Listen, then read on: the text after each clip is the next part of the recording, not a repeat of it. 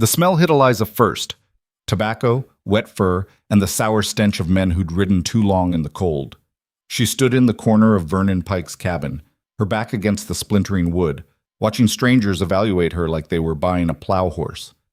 "Turn around, girl." She didn't move. Vernon's hand cracked across her shoulder. Not her face. He was careful about that. Bruises on the face lowered the price. "I said turn." Eliza turned slowly, her jaw tight, her eyes fixed on the frozen window. Outside, the worst blizzard of the season was burying Montana in white. Inside, 5 men sat around a table covered in whiskey bottles and tobacco spit, their faces shadowed by lamplight. "She cooks?" one of them asked. "Well enough," Vernon said. He was leaning against the wall, trying to look casual, but Eliza could see the desperation in his eyes. He owed money to half these men. The other half wanted other things. "She got all her teeth?" "Open your mouth, Eliza." She opened her mouth. One of the men leaned forward, squinting. "How old?" 19 last month. "She intact?" Vernon hesitated. "Far as I know." Liar. He didn't know anything about her except that she was useful for cooking, mending, and absorbing his rage when the gambling didn't go his way. Her mother had been dead 3 years, collapsed in the garden one morning, just dropped like a stone. The doctor said it was her heart. Eliza suspected it was exhaustion. "What about her temperament?" another man asked. This one was older, with a scar running from his ear to his collarbone. "She gonna run?" "Where's she gonna run?" Vernon said, laughing. "It's 20 below out there. Nearest town is 15 miles. The men laughed too, except for one. He sat in the back corner, half hidden by shadow. Eliza hadn't noticed him at first. He was that kind of man, the kind who took up space by being still instead of loud. He wore a heavy coat, dark wool, and his hat was pulled low. She couldn't see his face. "You got papers on her?" the quiet man asked. His voice was rough, like gravel scraped across iron. Vernon shifted. "Papers?" "Proof she's yours to sell." "She's my stepdaughter. Her mama married me legal." "That ain't what I asked." The room went quiet. Even the wind outside seemed to pause. Vernon licked his lips. "Look, Voss, if you're interested, we can work out the details. If not, there's other buyers." Voss. So that was him. Eliza had heard the name before, whispered in town, mostly by women who crossed themselves after saying it. Called her Voss, the mountain ghost. Widower. Father of 3. Owner of a failing ranch so far up in wolf country that supply wagons refused to go there after October. They said his first wife had thrown herself off a cliff. They said he'd driven her to it. Calder Voss stood slowly, and Eliza realized he was taller than she'd thought. Broader. He moved toward the lamplight, and for the first time she saw his face. He wasn't old. Maybe 35, 40 at most. Hard to tell with men like him. Men who aged in ways that had nothing to do with years. His face was all sharp angles and sun damage, his jaw covered in a dark beard that looked like it had never been properly trimmed. But it was his eyes that made her stomach tighten. They were pale. Gray, maybe, or blue. Cold as the storm outside.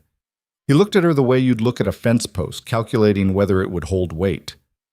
"Turn around again," he said. This time, Eliza obeyed without being told. She didn't know why. Maybe because his voice didn't have cruelty in it, just certainty. He walked a slow circle around her, his boots heavy on the warped floorboards. He stopped in front of her, close enough that she could smell wood smoke and leather. "You know how to shoot?" The question surprised her. "Yes." "You know how to ride?" "Some." "You afraid of blood?" She met his eyes. "No." He studied her for a long moment, then he turned to Vernon. 300. And the mare." Vernon's face split into a grin. "Done." "Wait." Eliza's voice came out sharper than she intended. Every head in the room turned toward her. "I don't get a say?" "No," Vernon said flatly. "You're selling me like cattle. I'm selling you like property, which is what you are." Calder Voss was watching her again. She couldn't read his expression. "What happens if I refuse?" Eliza asked. Vernon laughed.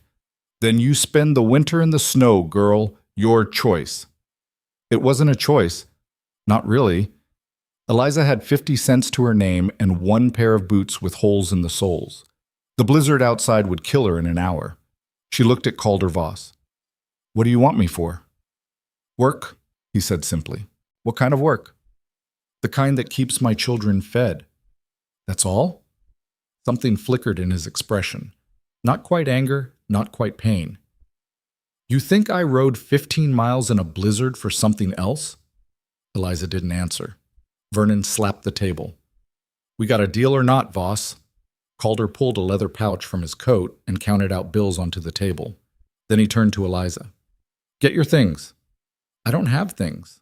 He looked at her worn dress, her thin shawl, her bare feet. "Where are your shoes?" "Vernon sold them." Calder's jaw tightened. He turned to Vernon, and for a moment Eliza thought he might hit him.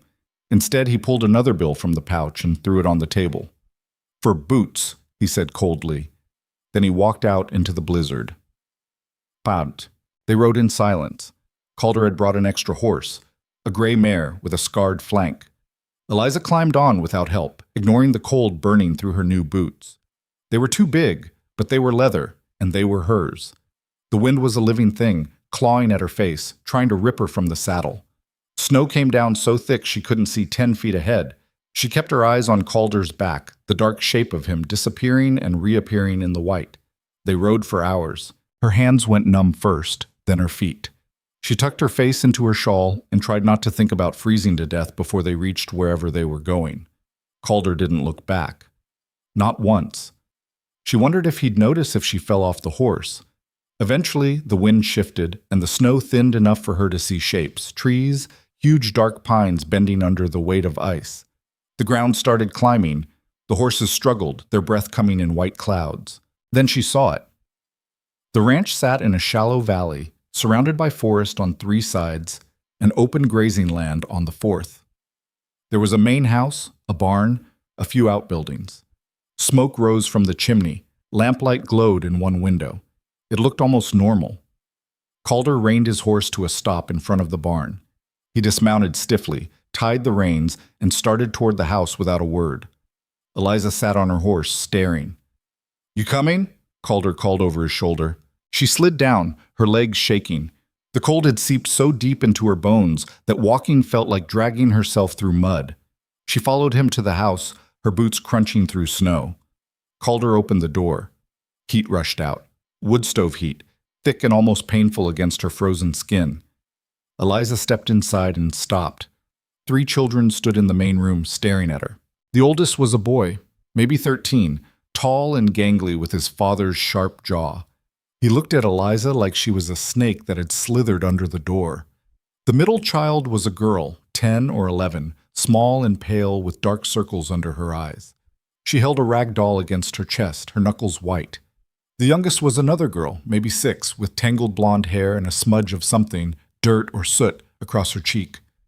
She stared at Eliza with open curiosity. "This is Eliza," Calder said. He didn't raise his voice, but the children snapped to attention like soldiers. "She's here to help."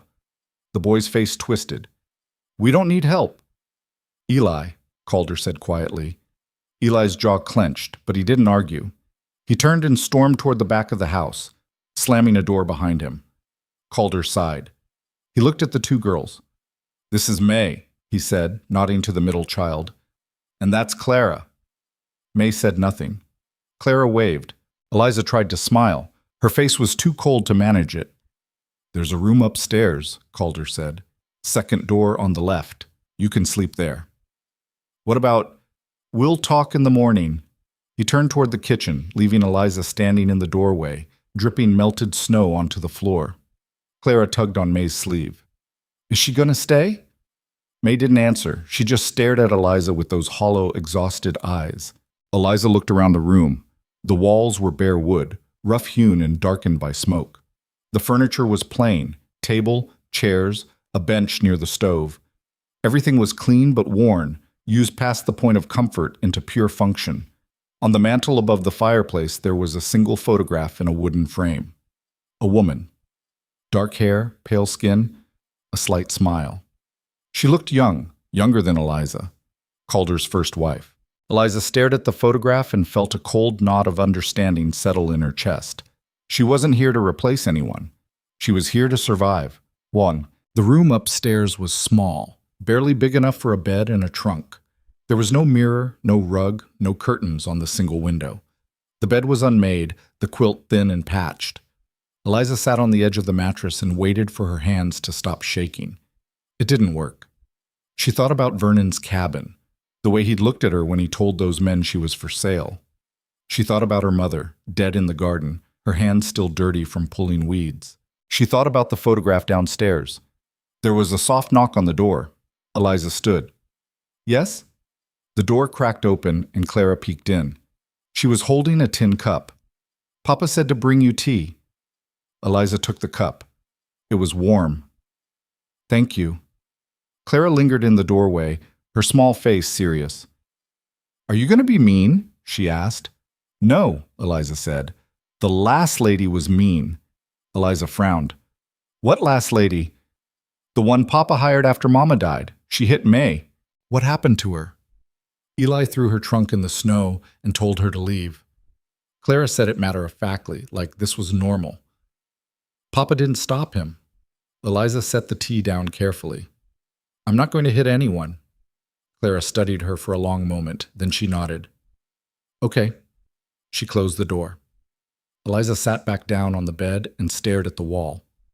What the hell had she gotten herself into? She didn't sleep. The house was too quiet. Every creak of wood, every gust of wind made her flinch. She kept expecting Vernon to burst through the door, drunk and furious, dragging her back to the cabin. But Vernon was gone, 15 miles away, probably passed out in his chair. And Eliza was here, in a stranger's house, in the middle of nowhere. She got up before dawn and dressed in the dark. Her dress was still damp from the ride, but it was the only one she had. She braided her hair, splashed water on her face from the basin on the trunk, and went downstairs. The kitchen was empty, but the stove was already lit. Someone had been up earlier. Eliza found a pot, filled it with water from the pump, and set it to boil. Then she started opening cupboards. The supplies were sparse: flour, cornmeal, lard, a sack of beans. There was a cloth-wrapped bundle that turned out to be dried meat, tough and salty. No eggs, no butter, no sugar. She worked with what she had. By the time the sun came up, she'd made a pot of cornmeal mush and fried the last of the dried meat into something resembling breakfast. It wasn't good, but it was hot. Calder came downstairs first. He stopped in the doorway when he saw her at the stove. You didn't have to do that, he said. I know. He poured himself coffee from the pot on the back burner. She'd made that too, and sat at the table. He didn't say anything else, just drank his coffee and stared at nothing. The children came down one by one. Clara climbed into her chair and grinned when she saw the food. May sat silently, her eyes on her plate. Eli came last, scowling. I'm not eating anything she made, he said. Sit down, Calder said. She's not Mama. I know. Then why is she here? Calder set his coffee down. His voice stayed level, but there was an edge to it now. Because this ranch is dying, and I can't run it alone. Sit down and eat. Eli's face flushed red, but he sat. They ate in silence. Eliza stood by the stove, watching them. She didn't sit. She wasn't sure if she was allowed to. After breakfast, Calder stood and gestured for her to follow him outside. The cold hit her like a fist. The sun was up now, pale and weak behind a sky full of gray clouds. The snow had stopped, but the wind was still vicious. Calder walked her around the property, pointing things out as they went. Barn needs mucking every morning. Chickens need feeding. What's left of them? We lost half the flock last month to foxes. He paused near a fence line. This needs fixing before the thaw, or the cattle will wander. We got 20 head left. Used to be 60. What happened? Sold them. Had to. He kept walking. Eliza followed, her boots slipping on ice. There's a root cellar behind the house. Potatoes, carrots, some preserves. Not enough to get us through winter, but we'll manage. He stopped and turned to face her. You'll take care of the house. Cooking, mending, keeping the children clean.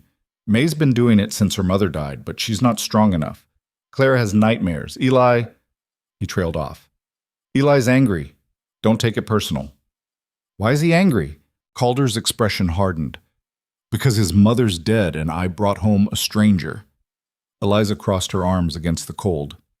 You didn't bring me home. You bought me. I know what I did. Then don't pretend it's something else. For a moment she thought he might yell. Instead, he just looked tired. "You'll get meals and a roof," he said. "That's the deal. If you want to leave come spring, I won't stop you." "And if I want to leave now?" He gestured toward the trees. "Nearest town is 15 miles. You know the way?" She didn't. "Thought so." He started back toward the house. "Get warm, then start on the mending. May'll show you where it is." He left her standing in the snow. Chassis. The days blurred together. Eliza woke before dawn, started the fire, made breakfast. She hauled water from the pump until her shoulders ached. She scrubbed floors, patched clothes, kneaded bread dough with frozen fingers. She learned where things were kept, how much wood to use, which floorboards creaked. May watched her constantly but said almost nothing. Clara talked enough for both of them, asking questions Eliza didn't always know how to answer. Eli ignored her completely, leaving rooms when she entered them. Calder was gone most days, out on the land with the ranch hands, 2 men, both older, both silent as stones. He came back after dark, ate whatever she'd made, and went upstairs without a word. At night, Eliza lay in her narrow bed and listened to the house settle. Sometimes she heard Clara crying. Sometimes she heard Calder pacing in his room below hers, the floorboards groaning under his weight. She thought about running, but where would she go? One morning she found a leather-bound journal tucked behind the flour sack in the kitchen cupboard. It was small, the pages yellowed and soft. The handwriting inside was neat, careful. December 10th. Eli is still refusing to eat. I made his favorite, venison stew, but he won't touch it.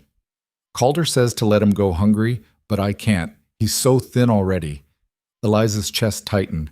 December 18th. The snow is worse this year. I'm worried about the cattle.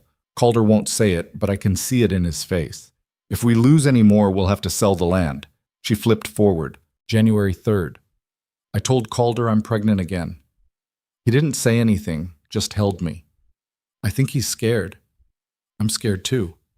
May was so hard and Clara nearly killed me. But maybe this time... The entry stopped mid-sentence. Eliza closed the journal carefully and put it back where she'd found it. That night, she didn't sleep at all. The first real test came 2 weeks after she arrived. Eliza was in the barn mucking stalls when she heard shouting. She dropped the pitchfork and ran outside. Calder was near the fence line yelling at one of the ranch hands. May and Clara were on the porch, watching. Eli was nowhere in sight. "What happened?" Eliza asked May. "The cattle got out," May said quietly. "Papa's mad."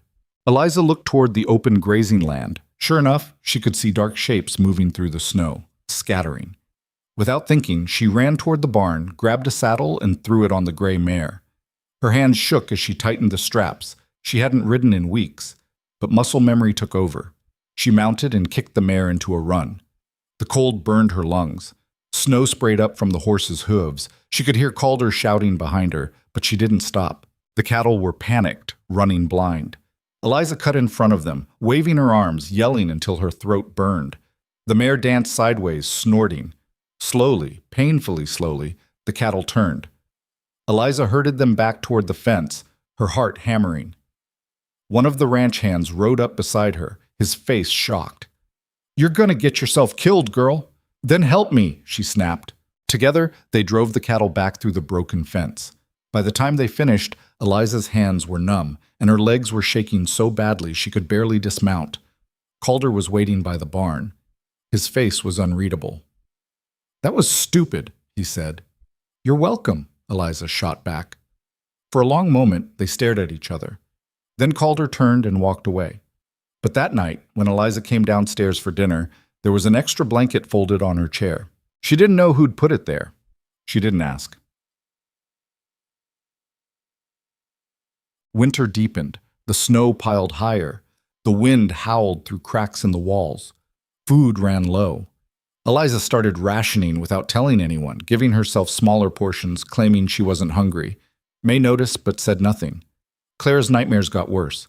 Some nights Eliza would wake to the sound of screaming and find the little girl standing in the hallway, eyes open but unseeing, sobbing about wolves. Eliza learned to hold her until she calmed down. Eli kept his distance, but she caught him watching her sometimes, like he was trying to figure out if she was real or just another ghost. And Calder. Calder was drowning. She could see it in the way he moved, the way his shoulders sagged when he thought no one was looking. He was holding the ranch together with sheer stubbornness, and it was killing him. One night, Eliza found him in the barn after midnight, sitting on a hay bale with his head in his hands. She almost left. Instead, she sat down beside him. "You should be asleep," he said without looking up. "So should you." He didn't respond. They sat in silence. Somewhere in the loft, a mouse scratched at the wood. "I can't lose this place," Calder said finally. His voice was rough. "It's all they have left of her." Eliza didn't have to ask who he meant. "Then we won't lose it," she said. He looked at her. "You don't even know if you're staying past spring." "I know I'm here now." Something shifted in his expression, something she couldn't name. "Why'd you go after the cattle?" he asked. "Because they needed herding." "You could have been trampled." "So could you." He almost smiled. Almost. Then he stood and walked back to the house, leaving Eliza alone in the cold, dark barn.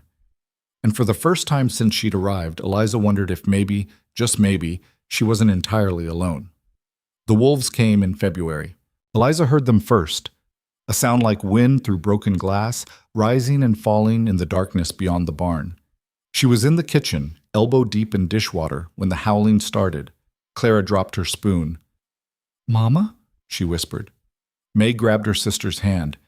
"It's just wolves, Clara. They can't get in." But Clara's face had gone white, her eyes glassy with that familiar pre-nightmare look. Eliza dried her hands quickly and knelt beside the little girl. "Hey, look at me." She kept her voice steady. "The wolves are far away.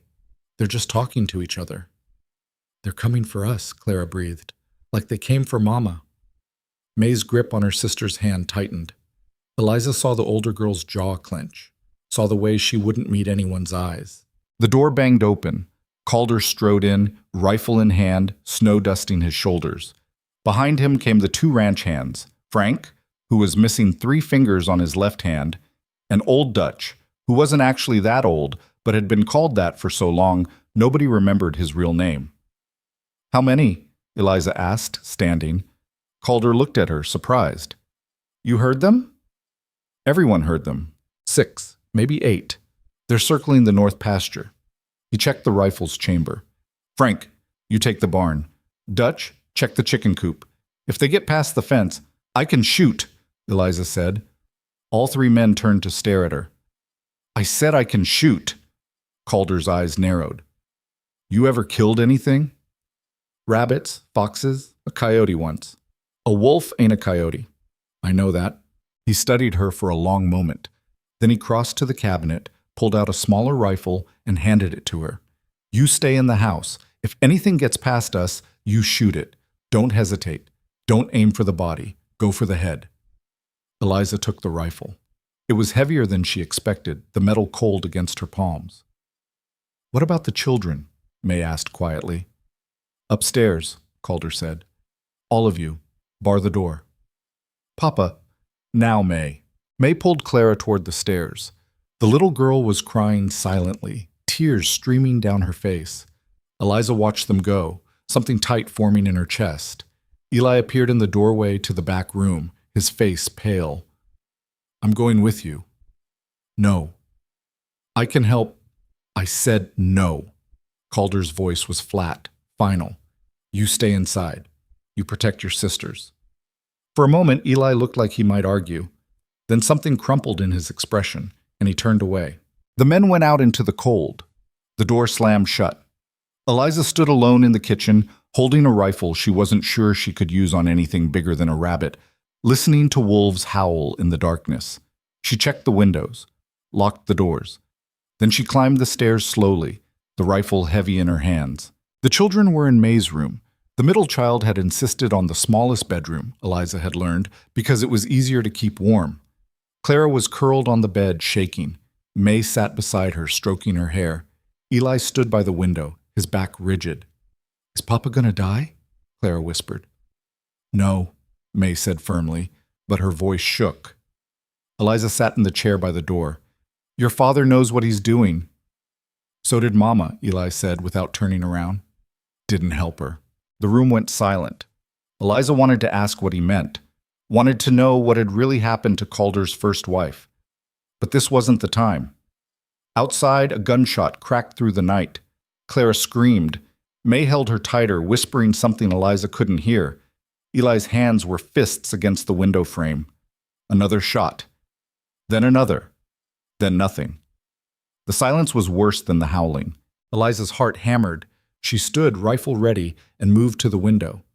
The snow reflected moonlight, turning the world silver and black. She could see shapes moving near the barn. Men, not wolves. "They're okay," she said. "I see them." "You're sure?" May asked. "I'm sure." It was another hour before the men came back inside. Calder's coat was torn at the shoulder, and there was blood on Dutch's sleeve, but they were walking, talking, alive. "Got 3 of them," Frank was saying, rest scattered into the trees. Calder set his rifle by the door and looked up the stairs. "Everyone all right?" Eli came down first, his face carefully blank. "We're fine." "Clara?" "Scared," May called from upstairs. "But okay," Calder nodded. He looked exhausted, not just tired, but hollowed out, like something vital had been carved away. He turned to Eliza. "You didn't have to stay up." "Yes, I did." He didn't argue, just pulled off his coat and hung it by the fire to dry. The men stayed until dawn, drinking coffee and keeping watch. Eliza made more coffee, fried the last of the salt pork, toasted stale bread. Nobody talked much. They just sat, listening to the wind.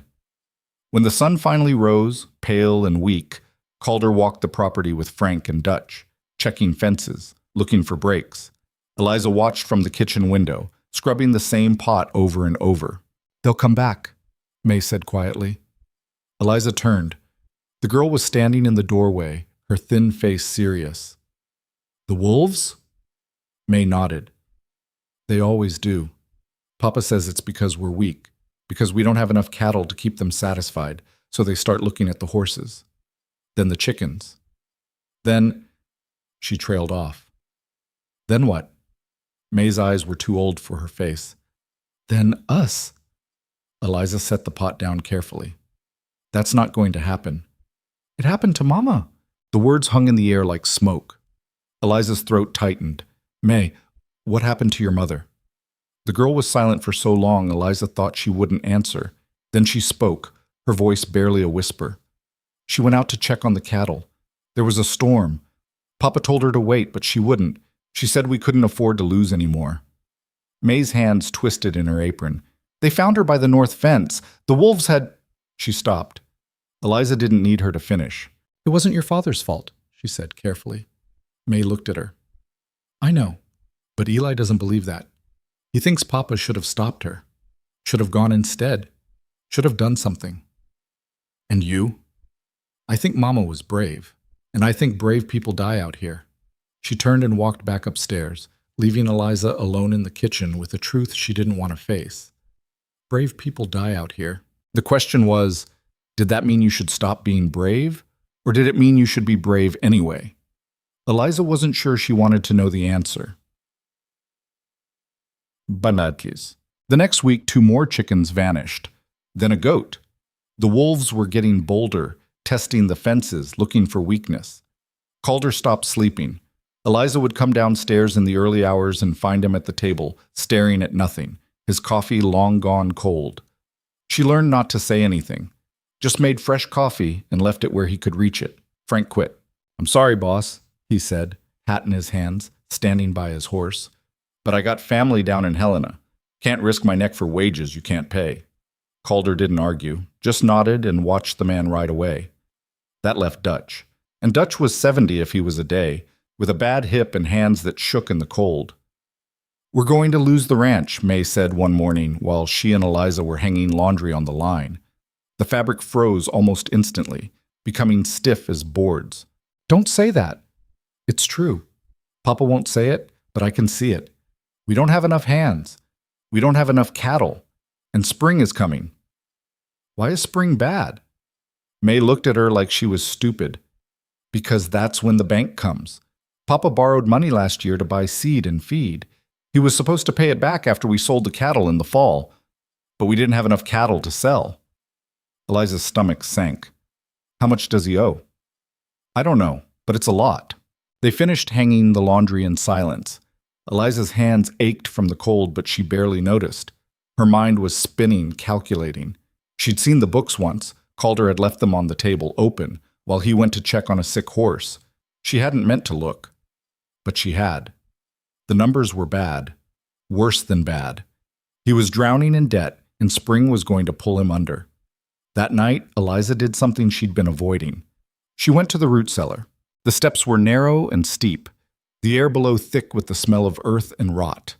She lit a lantern and climbed down carefully, holding her skirt so she wouldn't trip.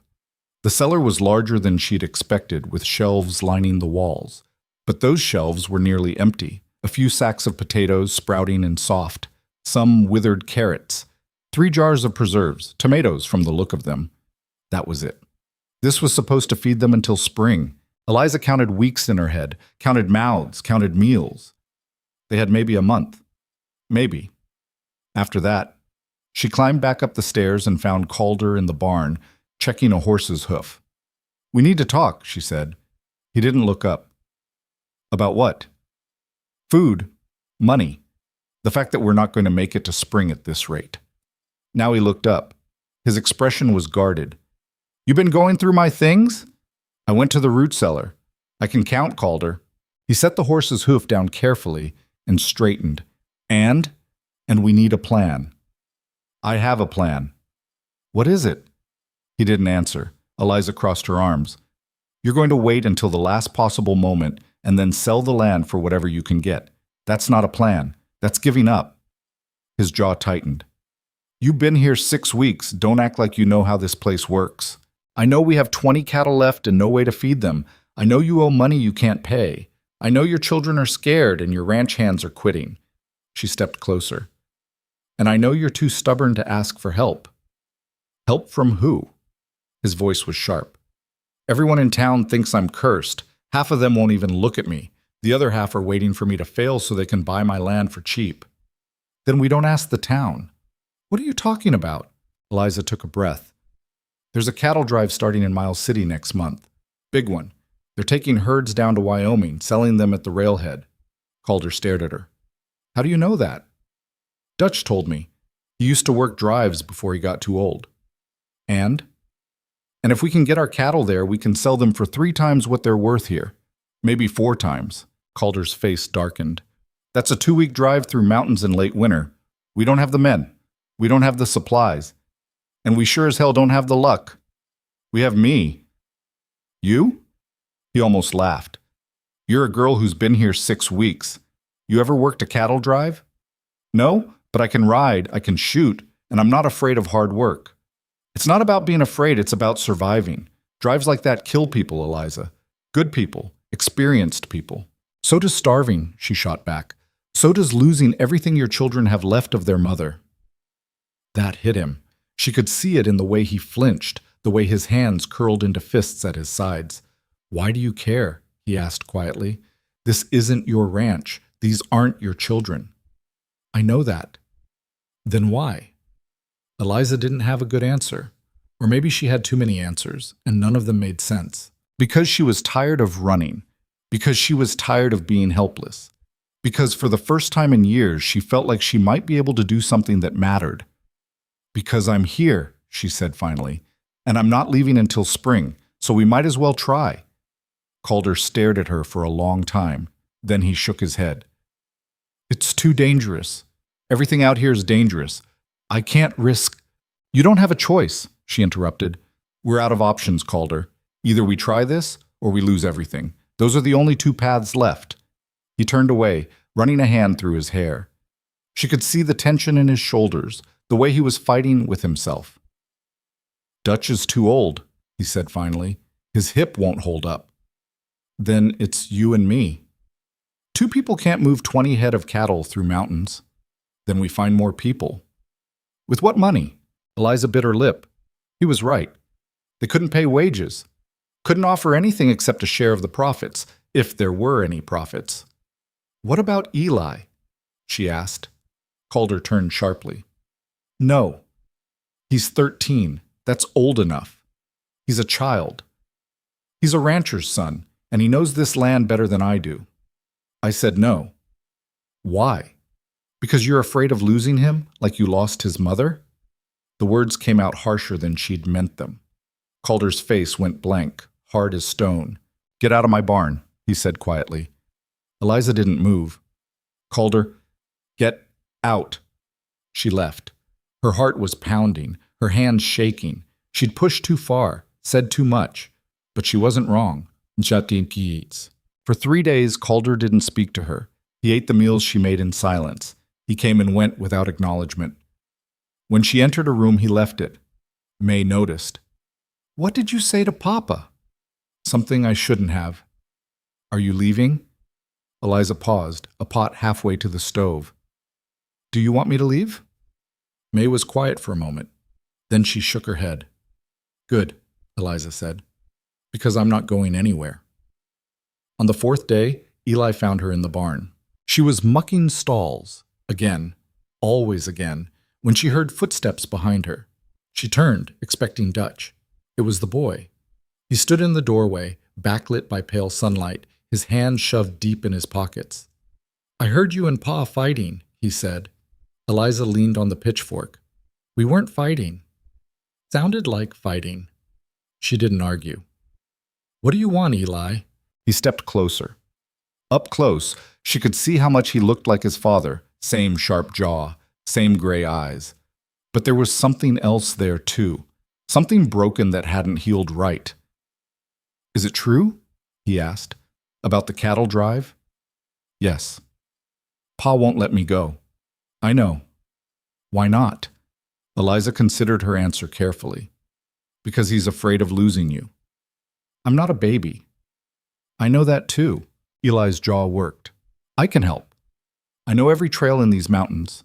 I know where the water is, where the passes are clear.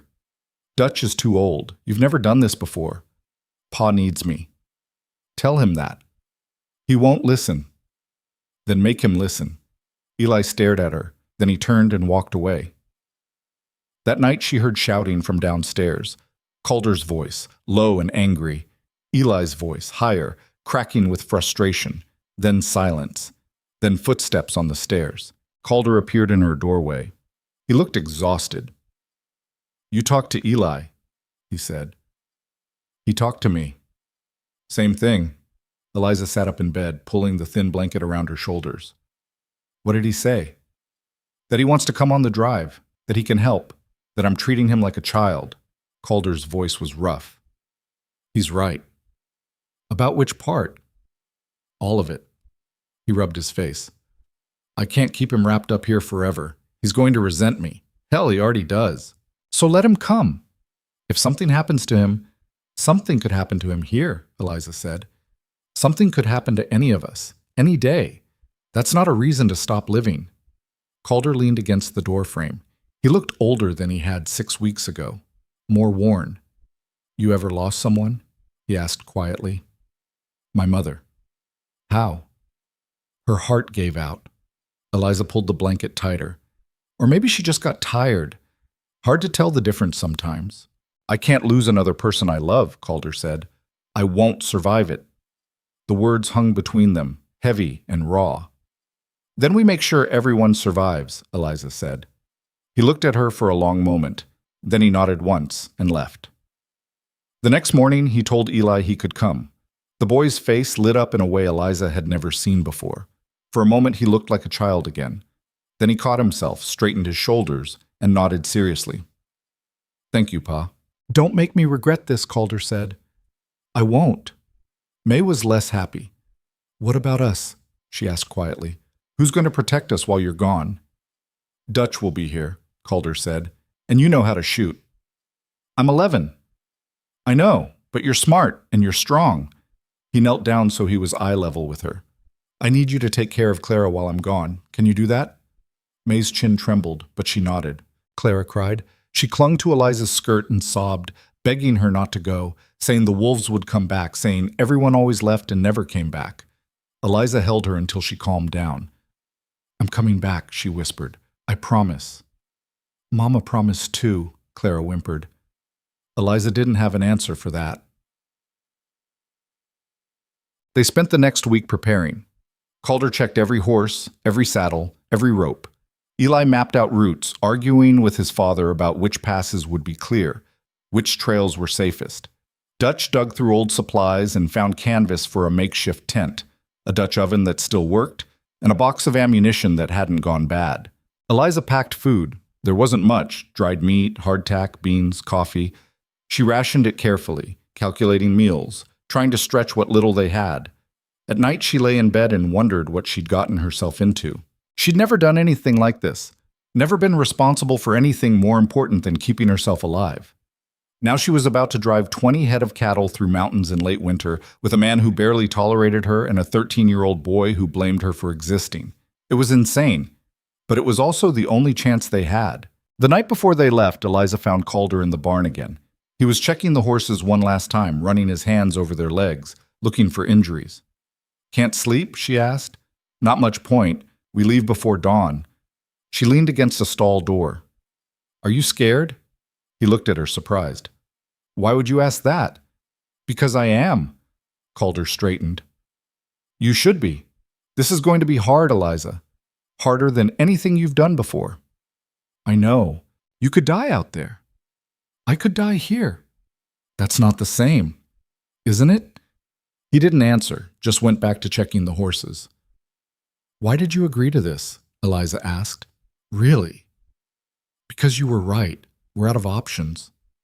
"That's not the only reason." He was silent for a long time. Then he spoke, his voice so quiet she almost didn't hear it.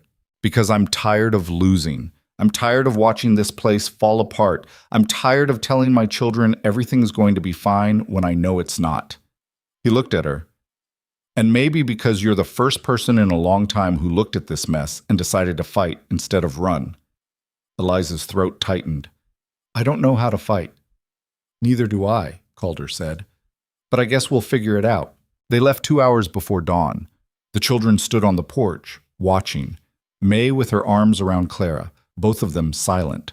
Dutch was there too, his hat in his hands. "You be careful, boss," he said. "Always am." "And you," Dutch looked at Eliza. "You keep your head down and your eyes open. Don't trust the weather, don't trust the land, and don't trust anyone you meet on the trail." "That's reassuring," Eliza muttered.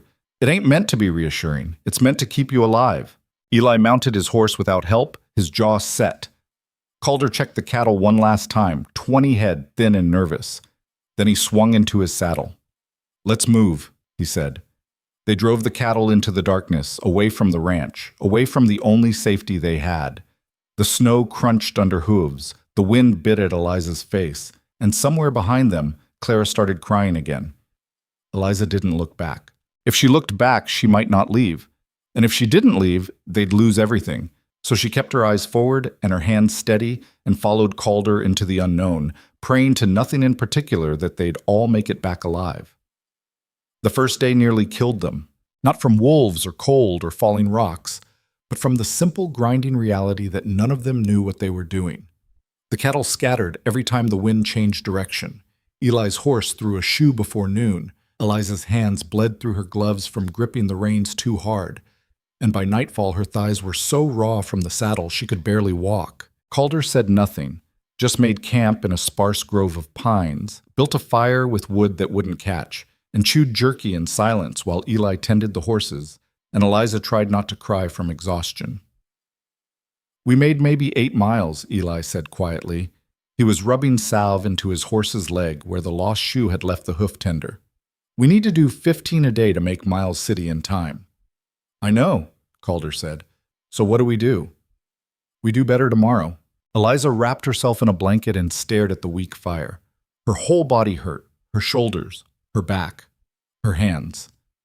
Even her teeth ached from clenching her jaw against the cold. This was a mistake. They were all going to die out here, and it would be her fault for suggesting this idiotic plan in the first place. "Here." Calder was standing over her, holding out a tin cup. Steam rose from it. "Coffee. It's weak, but it's hot." She took the cup. Her hand shook so badly some of it sloshed over the rim, burning her fingers.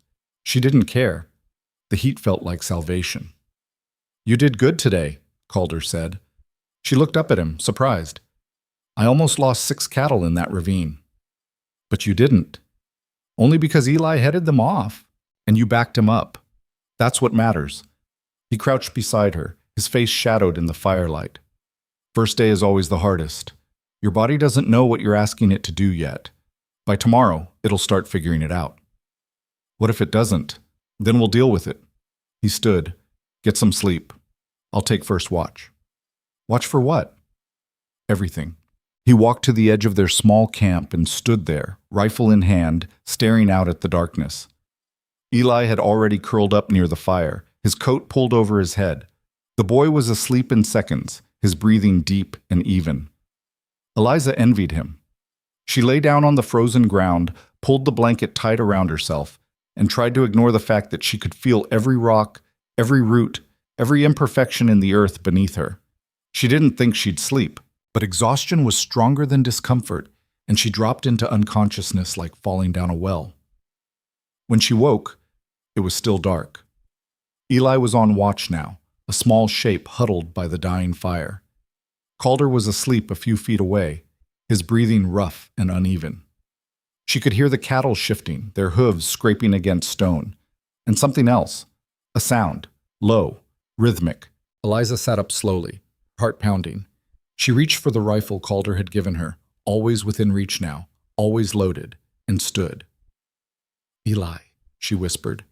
The boy's head snapped toward her. "You hear it?" "What is it?"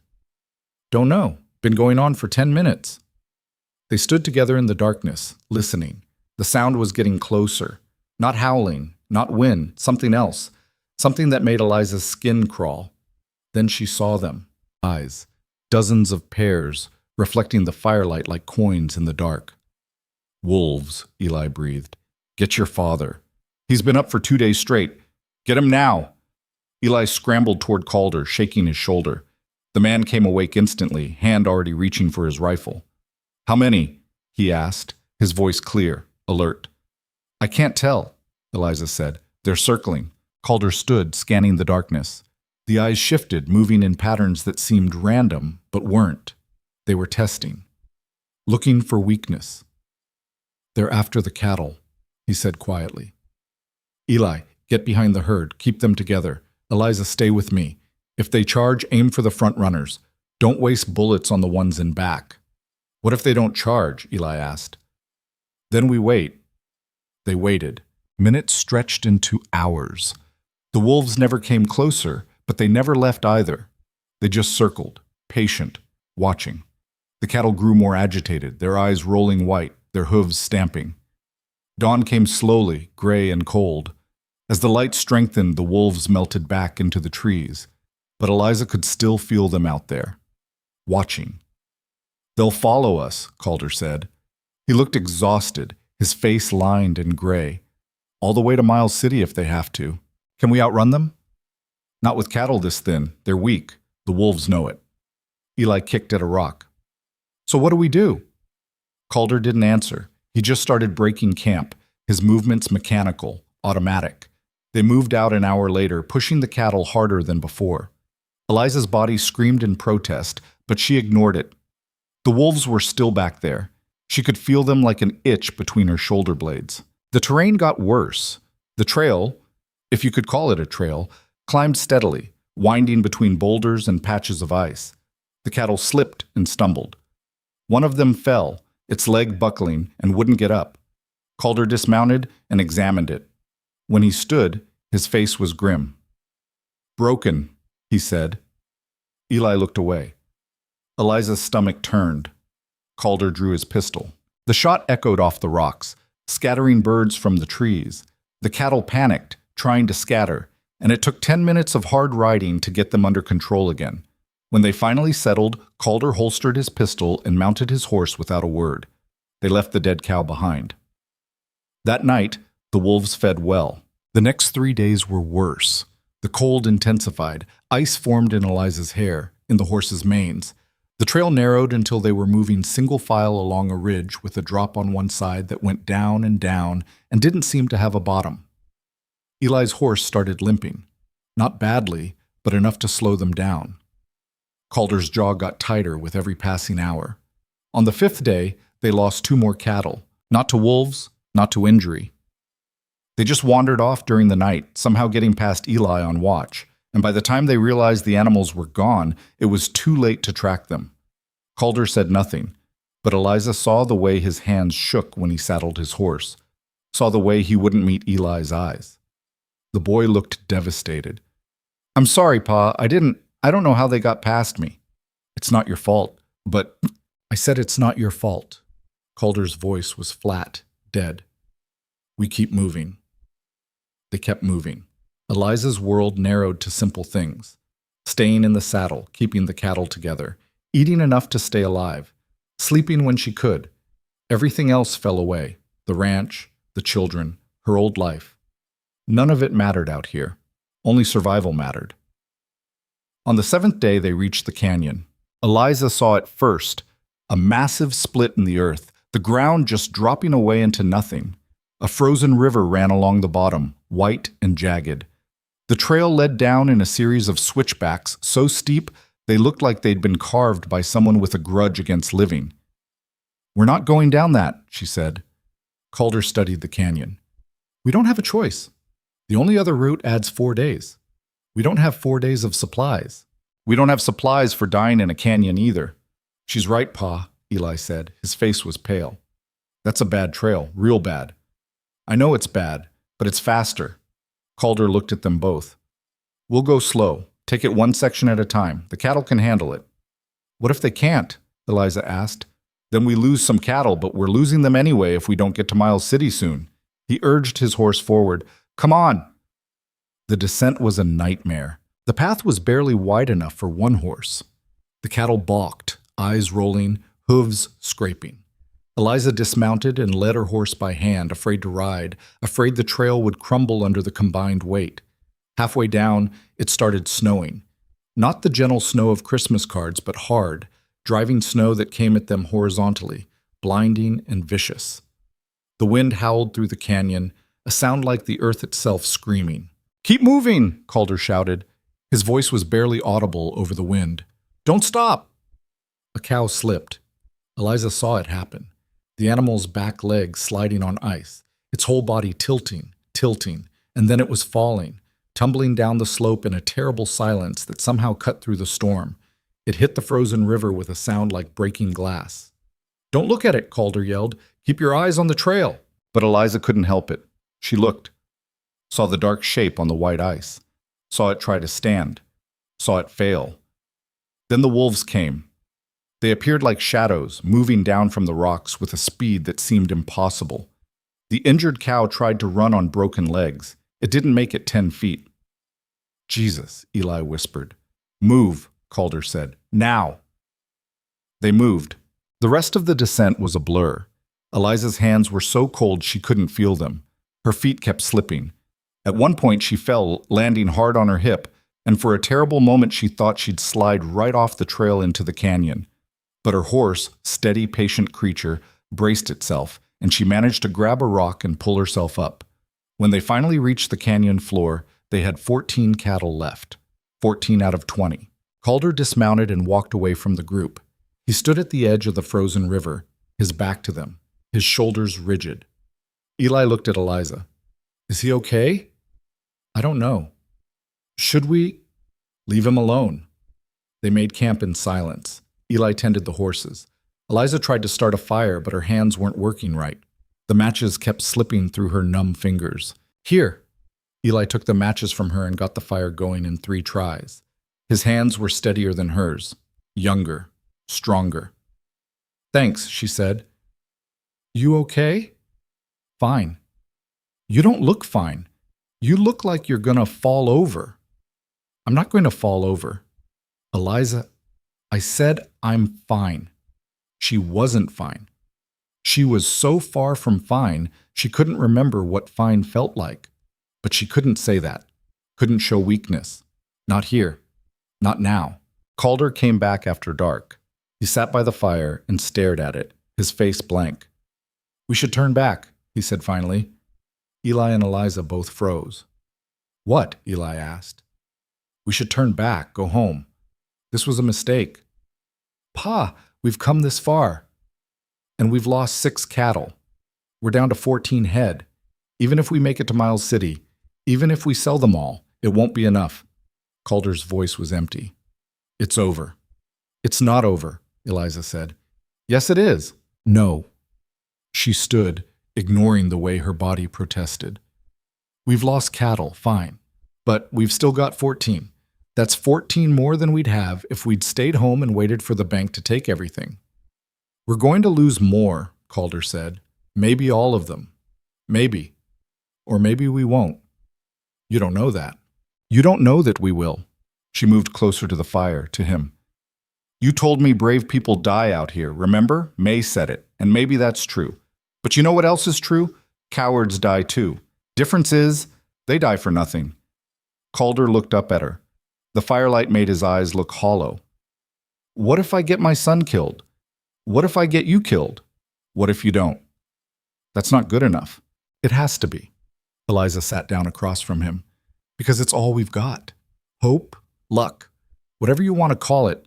We're here, we're alive, and we've got 14 cattle that are worth a fortune if we can just get them another 100 miles. 83 miles, Eli said quietly. Both adults looked at him. That's how far Miles City is from here. I checked the map this morning. Calder rubbed his face. He looked so tired. Not just physically tired, but soul tired. The kind of tired that came from carrying too much for too long. 83 miles, he repeated. Yeah. Silence. The fire crackled. Somewhere in the darkness, the cattle shifted. All right, Calder said finally. We keep going. But if we lose more than 2 more head, we turn back. Deal? Deal, Eliza said. Eli nodded. They didn't shake on it. Didn't need to. Out here, your word was worth more than any contract. They just sat by the fire and tried to believe in something neither of them could see. The next morning dawned clear and bitterly cold. The canyon walls rose on either side of them, massive and indifferent. The frozen river stretched ahead, a white ribbon cutting through stone. We follow the river, Calder said. Should lead us out of the canyon by nightfall. Should? Eliza asked. I've never been down here before. But Dutch said it was the fastest way. Dutch also said not to trust the weather, the land, or anyone we meet, Eliza muttered. He's not wrong. They moved out. The cattle were skittish after yesterday, but they moved. The horses were tired but steady. Eliza's body had stopped hurting, not because it felt better, but because everything hurt equally now, and her brain had just given up trying to catalog it all. Around midday, they saw the riders. 3 of them, coming from the east, moving fast. Calder reined his horse to a stop, his hand dropping to his rifle. Who are they? Eli asked. Don't know, but they're armed. The riders slowed as they approached. They were rough men, dressed in heavy coats and hats pulled low. One of them had a scar running down the left side of his face. Another was missing an ear. They looked like trouble. The scarred one stopped 20 feet away. That's a nice herd you got there. Calder said nothing. We don't want problems, the man continued. Just figured maybe you could spare a cow or 2. We've been on the trail for weeks. Supplies ran out 3 days ago. Can't help you, Calder said. The scarred man smiled. It wasn't a friendly smile. See, that's unfortunate. Because my friends and I, we're real hungry, and you got 14 head there. Seems like you could spare at least 1. I said no. The man's smile faded. His hand moved toward his belt, toward a pistol. Pa, Eli whispered. Everything happened fast. The scarred man drew. Calder was faster. The rifle shot cracked through the canyon like thunder. The scarred man's horse reared. The man tumbled backward, clutching his shoulder. His companions wheeled their horses around and took off at a gallop, leaving him behind. The wounded man scrambled to his feet and ran, stumbling, bleeding, disappearing into the rocks. Silence. Calder lowered his rifle slowly. His hands were steady, but his face was pale. You killed him, Eli said. No, hit his shoulder. He'll live if he's smart. What if he comes back? He won't. Calder looked at Eliza. You okay? She realized she'd drawn her own rifle without thinking. It was pointed at the rocks where the man had vanished. I'm fine, she said. Her voice sounded strange. distant. We need to move. Now. Before his friends regroup. They drove the cattle hard for the rest of the day, not stopping until the canyon walls finally opened up and they reached flatter ground. Eliza kept looking back, expecting to see riders behind them, but there was nothing, just wind and snow and the empty land. That night, none of them slept well. Calder took the entire watch himself, refusing to let Eli or Eliza spell him. He just sat there, rifle across his knees, staring into the darkness like he could will danger away through sheer stubbornness. In the morning, he looked half dead, but they kept moving. The terrain flattened out. The snow thinned. On the 12th day, they saw buildings in the distance. Miles City. Eliza's heart leaped. They'd made it. They'd actually made it, but Calder's face was grim. We've still got to sell them. What do you mean? We just take them to the buyer. It's not that simple. There's auctions, negotiations, and these cattle are thin, real thin. We might not get what we need. How much do we need? He told her. Eliza's stomach sank.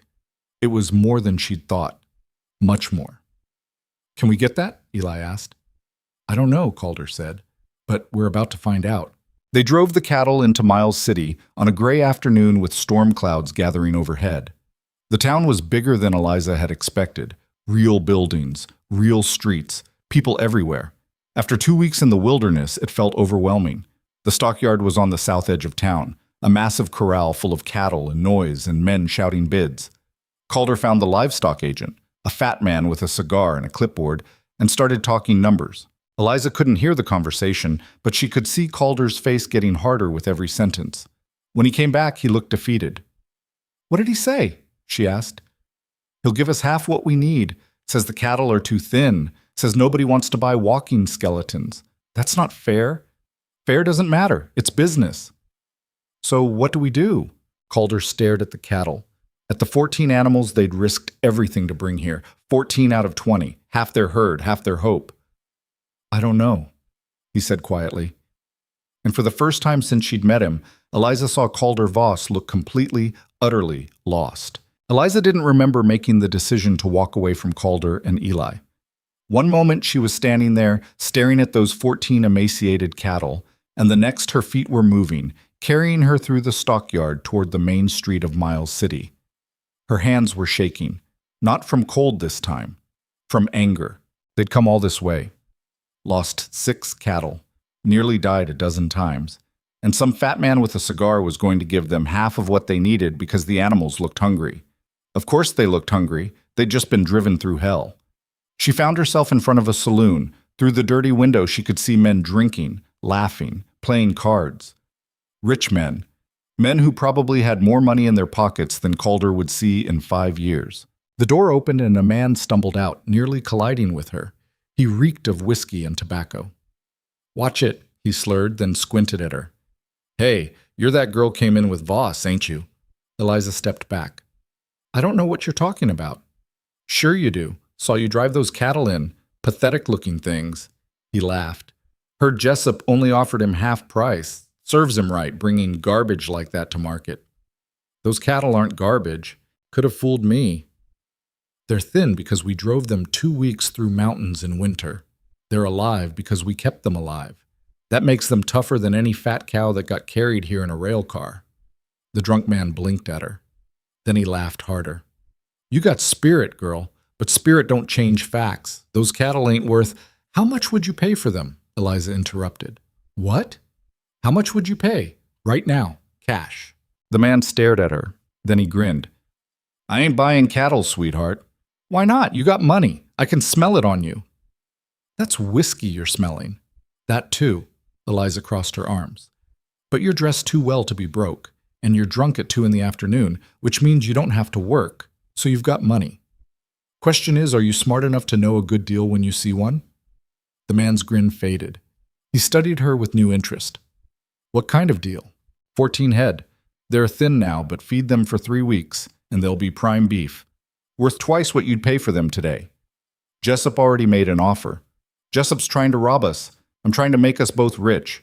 You're serious. Dead serious. The man was silent for a moment. Then he called back through the saloon door. Marcus, get out here! Another man emerged, older, better dressed. He looked at Eliza with raised eyebrows. "What's this about?" "This girl's trying to sell me cattle." "That's so?" Marcus turned to Eliza. His eyes were sharp, calculating. "You Voss's woman?" "I'm nobody's woman, but I work for him." "Doing what?" "Keeping him alive." Marcus smiled slightly. "I heard about that drive. Heard it was a disaster." "Heard wrong. We made it, didn't we?" "Barely. Lost 6 head. Could have lost them all. Didn't." Eliza met his gaze. "You know what those cattle survived? Blizzards, wolves, a canyon that should have killed us. They're the toughest animals you'll ever see. And they're for sale. Right now. To whoever's smart enough to buy them." Jessup offered half price. "Jessup's an idiot." Marcus laughed. "What's your price?" Eliza told him. It was more than Jessup had offered, less than they'd hoped for, but enough. Just barely enough. Marcus considered. "That's steep for thin cattle. That's fair for cattle that refuse to die." "What if they do die? What if I buy them and they don't recover?" "Then you lose money, but you won't, because these aren't quitters." Eliza stepped closer. "Look, I don't know you, and you don't know me. But I know this. We drove those animals through country that would have killed most men. They're stronger than they look. And 3 weeks from now, you'll be thanking me for this deal." Marcus studied her for a long moment. Then he pulled out a leather wallet. "I'll give you 3/4 of what you're asking. Not a penny more." Eliza's heart raced. 3/4 was still more than Jessup's offer. Still might be enough if they were careful. "Deal," she said. "But I need cash, now. I don't carry that kind of money." "Then go get it." Marcus raised an eyebrow. "You're pushy." "I'm desperate. There's a difference." "Not much of one," but he nodded. "All right, meet me at the stockyard in an hour. I'll have your money." He walked away. The drunk man was staring at Eliza like she'd just grown a second head. "Did you just sell 14 head of cattle in the middle of the street?" he asked. "I don't know," Eliza said. Her legs felt weak. "Maybe." She made it back to the stockyard before she started shaking so hard she had to sit down. Calder found her there, perched on a fence rail, her face white. "Where did you go?" he demanded. "I turned around and you were gone." "I sold the cattle." He stared at her. "What?" "I sold them. Met a man named Marcus. He's bringing cash in an hour." "Marcus Hendrick?" "I don't know his last name." "Tall, gray beard. Looks like he could buy and sell this whole town?" "That's him." Calder's face went pale. "You negotiated with Marcus Hendrick? Without me?" "You were busy looking defeated. I was busy not giving up." "Eliza, that man is—" He stopped, rubbing his face. "Did he agree to our price?" 3/4 of it." Calder was silent. She could see him calculating in his head, running numbers. That might work, if we're careful, if nothing else goes wrong." "When does anything go right?" Eliza asked. He almost smiled. Almost. "What did you tell him?" "That our cattle survived hell and anyone stupid enough to pass on them would regret it." "That's not exactly a sales pitch." "It worked, didn't it?" Calder sat down beside her on the fence. For a moment, they just sat there, not talking, watching the stockyard chaos. "I shouldn't have walked away," he said finally. "Back there, when Jessup made his offer. I couldn't see past it. Couldn't see another way." "I know. But you could." "I was just angry. Anger makes me stupid sometimes." "No." Calder looked at her. "It makes you brave." Eliza's throat tightened. She didn't know what to say to that, so she said nothing. Eli appeared, leading the horses. "Are we really selling to Hendrick?" His eyes were wide. "Pa, everyone says he's—" "Rich," Calder interrupted. "Everyone says he's rich, which is exactly what we need him to be." "But what if he changes his mind?" "Then we're back where we started. But I don't think he will." Calder glanced at Eliza. "He made a deal. Men like that, their word means something." Marcus Hendrick arrived exactly 1 hour later, riding in a carriage that probably cost more than the Voss ranch. He stepped down, nodded to Calder, and handed Eliza a leather satchel. "Count it if you want," he said. Eliza opened the satchel. Inside were neat stacks of bills, more money than she'd ever seen in her life. Her hands shook as she counted. When she finished, she looked up at Marcus. "It's all here." "Of course it is." He turned to one of his men. "Take the cattle to the north pen. Feed them twice a day until they fill out." Then back to Calder. "You drove them through the Wilson Canyon, didn't you?" "How did you know?" "Because you're here and you're alive. That canyon kills people." Marcus smiled slightly. "Your girl's right. These cattle are survivors. I'll make good money on them." He tipped his hat. "Pleasure doing business with you." He left, just like that. No drama. No complications. Eliza handed the satchel to Calder. He took it like it might explode. "We did it," Eli said. His voice was barely a whisper. "Pa, we actually did it." Calder opened the satchel, stared at the money, then closed it again. His jaw was tight, his eyes wet. "Yeah," he said roughly. "We did." They found a boarding house on the edge of town. The woman who ran it was old and suspicious, but her eyes softened when she saw how exhausted they were. "Drove cattle, did you?" she asked. "How'd you know?" Eli asked. "You got that look. Half dead and surprised to be alive." She showed them to 2 rooms, small but clean. "Baths are downstairs, supper's at 6. You break anything, you buy it." Eliza had the smaller room to herself. It had a real bed, not a great bed, but compared to frozen ground, it was paradise. She sat on it carefully, afraid it might disappear. There was a knock on the door. "Come in." Calder entered, hat in his hands. He looked uncomfortable, like he wasn't sure why he was there. "I wanted to say thank you," he said, "for what you did today. With Hendrik. I should have been the one." "Stop," Eliza interrupted. "You don't need to thank me. We're in this together, remember? Still, you saved us today. You saved us yesterday when you shot that man. Eli saved us when he spotted the wolves. We all saved each other." She leaned back against the wall.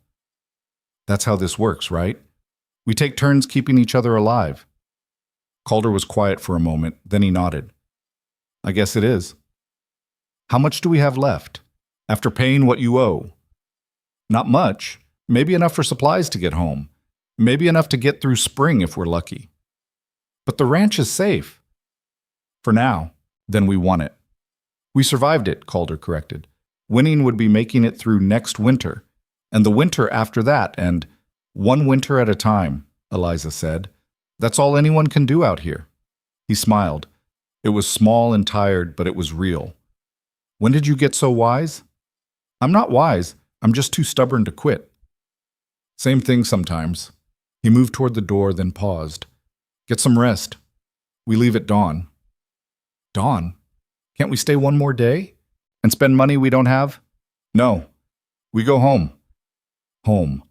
The word felt strange in her mouth. The Voss Ranch wasn't her home. Not really. But it wasn't a prison either. Not anymore. It was just a place. A place she needed to get back to. "All right," she said. "Dawn." That night, Eliza had the first real bath she'd had in 3 weeks. The water was lukewarm and the soap was rough, but she scrubbed until her skin hurt, trying to wash away 2 weeks of dirt and fear and exhaustion. When she finally crawled into bed, she expected to fall asleep immediately. Instead, she lay awake, staring at the ceiling, replaying everything that had happened. The wolves, the canyon, the cattle falling, Calder's face when he thought it was over, and her own voice selling cattle to a stranger in the street like she had any right to. Who was she becoming out here? Not the same girl Vernon had sold. That girl was gone. Maybe she'd died in the blizzard on the ride to the ranch, or maybe she'd died in the canyon when she fell and thought she'd slide into oblivion. Whoever this new person was, she wasn't sure yet, but she was tougher than the old one. Meaner, maybe. More willing to fight. Whether that was good or bad, she didn't know. She just knew she couldn't go back to being invisible. Couldn't go back to absorbing other people's cruelty without pushing back. The world had tried to kill her, and she'd refused to die. That had to count for something. She finally fell asleep sometime after midnight, dreamless and deep. They left Miles City as the sun rose, riding back toward the ranch with empty hands and full pockets. The money was sewn into the lining of Calder's coat, hidden, protected. The ride back should have been easier. No cattle to manage, no wolves to fight off, Just 3 people and 3 horses moving as fast as they could. But the weather had other plans. The storm hit on the second day. Not snow this time, but freezing rain, vicious, relentless sheets of ice that soaked through every layer of clothing and turned the ground into a skating rink. The horses slipped constantly. Eliza's mare went down twice, the second time pinning Eliza's leg beneath her. It took both Calder and Eli to get the horse up and Eliza free. She tried to stand and her leg nearly buckled. "It's fine," she said through gritted teeth. "Just bruised." "You can barely walk," Calder said. "I said it's fine." It wasn't fine. Every step sent lightning bolts of pain up her leg. But they couldn't stop. Not in this storm. They had to keep moving or they'd freeze. They made it 5 more miles before Eliza's leg gave out completely. She fell off her horse and couldn't get back up. "Eliza?" Eli's voice was scared. "Eliza, come on!" She tried. She really did. But her leg wouldn't support her weight. Calder dismounted and knelt beside her. "Let me see." "It's nothing." "Let me see." She let him look. He probed her leg carefully, and even through the cold and numbness, she felt the pain spike. "It's not broken," he said finally. "But it's badly injured. You can't ride." "I don't have a choice." "You'll ride with me." "What about your horse? It can't carry both of us." "It'll have to." "Calder, we're not leaving you," he said flatly. "Not happening. So either you ride with me, or we all stop here and freeze to death. Your choice." It wasn't really a choice. Eliza let him help her onto his horse, then he swung up behind her. She could feel his chest against her back, his arms on either side of her holding the reins. "Hold on," he said quietly. She held on. They rode through the storm like that, Calder's horse struggling under the double weight, slipping and fighting for every step. Eli rode ahead, breaking trail, his small form barely visible through the freezing rain. Hours passed. Days, maybe. Eliza couldn't tell anymore. Everything blurred together, pain, cold, exhaustion. She drifted in and out of consciousness, leaning back against Calder because she couldn't hold herself upright anymore. At some point, she heard him talking. Not to her. To himself, maybe. Or to his horse. Telling it to keep going. Telling it they were almost home. She wanted to tell him he was lying, that they weren't almost home, that they'd never make it. But she was too tired to talk. The storm broke on the 3rd day. Eliza woke to silence, the kind of silence that only comes after a storm, when the world is too exhausted to make noise. She was lying on the ground, wrapped in blankets. A fire crackled nearby. Calder was tending it, his movements slow and stiff. "Where are we?" Her voice came out as a croak. Calder turned. Relief flooded his face. "You're awake. Finally." "How long was I out?" 8 hours. Maybe more." He brought her water. "Drink." She drank. It was cold and tasted like metal, but it was the best thing she'd ever had. "Where's Eli?" "Scouting ahead. We're about 10 miles from the ranch." 10 miles? That's... She tried to sit up. Pain exploded in her leg and she gasped. "Don't move. Your leg needs rest." "I've been resting for 8 hours." "Not enough." Calder sat beside her. He looked terrible, face gaunt, eyes shadowed, lips cracked and bleeding from the cold. "You scared us. You kept passing out. We thought..." He didn't finish, didn't need to. "I'm okay," Eliza said. "You're not. But you're alive, that's close enough." Eli returned an hour later, his face bright. "The trail's clear from here. We can make it home by dark if we hurry." Home. There was that word again. They rigged a makeshift travois for Eliza using branches and blankets, attaching it to Calder's horse. It wasn't comfortable. Every bump sent pain shooting through her leg. But it was better than trying to ride. The journey took longer than Eli predicted. The trail was muddy and treacherous, and Calder's horse was exhausted from carrying double weight for 2 days. They had to stop frequently to let the animal rest. Eliza used the time to study the landscape around them. She'd been unconscious for most of the trip out here, so everything looked new. The mountains in the distance, the sparse trees clinging to rocky soil, the way the land seemed to stretch on forever, indifferent to human suffering. It was beautiful in a harsh, unforgiving way. Like everything out here, beautiful and deadly in equal measure. "You're quiet," Calder said during one of their stops. He was checking the travois straps, making sure they were secure. Just thinking. About? About how different this all is from where I grew up. My mother's garden, the cabin.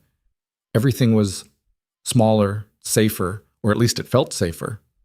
Was it?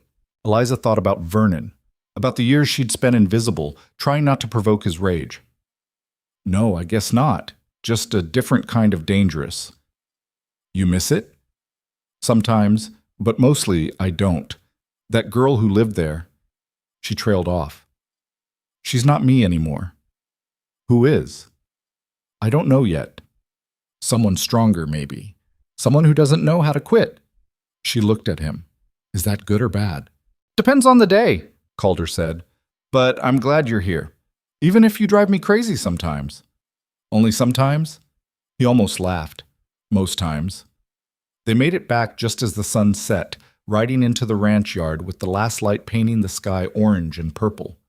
Dutch came running from the barn, his face shocked. Boss, we thought you were... We're fine, Dutch, Calder said, but his voice was rough with exhaustion. The door to the house burst open. May and Clara came flying out, Clara shrieking, May trying to keep hold of her but failing. Papa, Clara screamed. Papa, you came back! Calder dismounted and caught her as she launched herself at him. May was right behind, quieter, but just as fierce, wrapping her arms around both of them.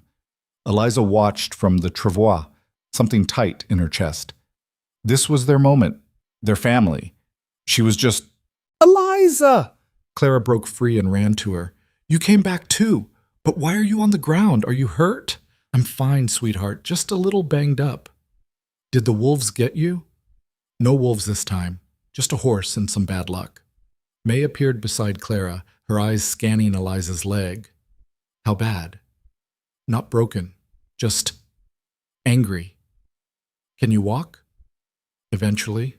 Dutch and Calder carefully lifted the travois and carried Eliza into the house. They set her on the couch near the fire, and Clara immediately curled up beside her, chattering about everything that had happened while they were gone. The chickens had laid eggs. May had found an injured fox kit and nursed it back to health before releasing it. Clara had lost a tooth. Dutch had fixed the roof on the barn. Normal things. Everyday things. The kind of things that felt impossibly precious after 2 weeks of fighting for survival. Inside the house was warm. Someone, May probably, had kept the fire going. There was food on the table, simple but hot. The smell made Eliza's stomach clench with hunger. They ate in silence, too tired to talk. Clara fell asleep in her chair. May carried her upstairs without being asked. Eli looked at his father. Did we save the ranch, Pa? Calder pulled the money from his coat and set it on the table. Yeah, we did. What now? Now we survive spring, then summer, then next winter. He looked at his son. Think you can handle that? Eli smiled. It was the first real smile Eliza had seen from him since she arrived. Yeah, I think I can. Later, after everyone had gone to bed, Eliza sat by the fire, unable to sleep despite her exhaustion. Her leg throbbed. Her whole body ached. But they'd done it. Against every odd, they'd survived. Footsteps on the stairs. Calder appeared, also unable to sleep apparently. Thought you'd be out cold, he said. Thought the same about you. He sat in the chair across from her. For a while, they just listened to the fire. I owe you an apology, Calder said finally. For what? For buying you like property. For treating you like hired help. For...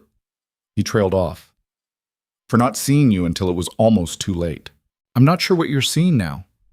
Someone who saved my family. Someone who refused to quit when everyone else would have. He leaned forward. Someone who deserves better than being a transaction. Eliza's throat tightened. I don't know what I deserve. Neither do I. But I know you earned a place here. Not as property. Not as help. As... He struggled for the word. As one of us. I'm not family, Calder. Maybe not yet. But you're not a stranger either. He stood. Get some sleep. Tomorrow we start rebuilding. He left her alone with the fire and her thoughts. One of us. The words echoed in her head. She'd come here expecting a prison, found a battlefield instead. And somehow, in fighting to save this place, she'd started to believe it might actually be worth saving. Not just the ranch, but the people in it. The broken family trying to put itself back together. And maybe, just maybe, herself too. The fire burned low, casting dancing shadows on the walls. Outside, the wind had picked up again, rattling the windows. But inside, for the first time since she'd arrived, Eliza felt warm. Not just physically warm, something deeper, something that felt almost like belonging. She closed her eyes and let herself believe, just for a moment, that she'd finally found a place where she could stop running. Where she could stop fighting to survive and start fighting to live. It wasn't much, but it was more than she'd ever had before. And maybe, just maybe, it was enough. Spring came slow and stubborn, like it wasn't sure Montana deserved it. The snow melted in patches, revealing dead grass and mud and all the damage winter had hidden. Fences down, shingles torn from the barn roof. A section of the chicken coop collapsed entirely, probably from the weight of ice. Eliza's leg healed slowly, forcing her to spend 2 weeks barely able to walk. She hated it, hated being useless while everyone else worked. May tried to do everything, cooking, cleaning, mending, and made herself sick with exhaustion until Eliza finally snapped at her to sit down before she collapsed. "I'm fine," May said, her face pale and drawn. "You're 11 years old and you look 40. Sit." May sat. Then she started crying. Not loud, dramatic crying, just quiet tears that leaked down her face while she stared at her hands. Eliza limped over and sat beside her. "What's wrong?" "I don't know how to do this," May whispered. "Everyone thinks I'm strong because I kept everything together after Mama died. But I'm not strong. I'm just scared all the time. Scared of messing up. Scared of everyone leaving. Scared that if I stop for even 1 second, everything will fall apart again." Eliza put her arm around the girl's thin shoulders. "You know what I learned on that cattle drive?" May shook her head. "That being scared and being strong aren't opposites. Sometimes being scared is what makes you strong, because you're terrified and you do it anyway." She squeezed May's shoulder. "You held this family together when you were 8 years old. That's not nothing, but you don't have to do it alone anymore." "You're staying?" The question hung in the air. Eliza hadn't thought about it directly, not in so many words. Spring was here. Calder had said she could leave if she wanted. Did she want to? "Yeah," she said finally. "I'm staying." May leaned into her and cried harder. This time it sounded like relief. The bank representative came in April. Eliza was hanging laundry when she saw the buggy coming up the road, fancy, pulled by matched horses that definitely didn't belong on a working ranch. Her stomach dropped. "Calder," she called toward the barn. "We've got company." He emerged, saw the buggy, and his face went hard. "Get the children inside." "What?" "Now, Eliza." She gathered May and Clara from the garden where they were planting seeds, probably too early, but they were hopeful, and herded them into the house. Eli was already inside, doing schoolwork at the kitchen table. He looked up when they entered. "What's wrong?" "Bank's here," Eliza said. Eli's face went white. "But Pa paid them. I saw the money." "I know. But that doesn't mean they're happy about it." Through the window, she watched Calder approach the buggy. A man stepped down, tall, thin, dressed in a suit that probably cost more than the entire ranch's yearly income. They talked. Calder's posture was rigid, defensive. The banker gestured broadly, seeming to argue. Then the banker pulled out papers. "What's he doing?" May asked, pressed against the window beside Eliza. "I don't know." The conversation lasted 20 minutes. Calder's face got darker and darker. At one point, he turned away, his hands and fists at his sides. The banker kept talking, kept gesturing at those papers.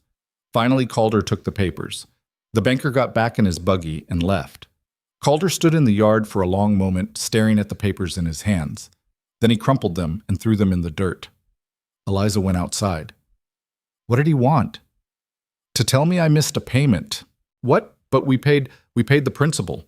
But there was interest, and a late fee, and an administration fee, and a dozen other fees I'd never heard of until today." Calder's voice was bitter. "He says we owe another $300, due in 30 days. Eliza felt the ground shift under her feet. $300? That's what he said. "But we don't have $300. "I know that. Calder picked up the crumpled papers and smoothed them out. His hands were shaking. He knows that too. That's why he's smiling.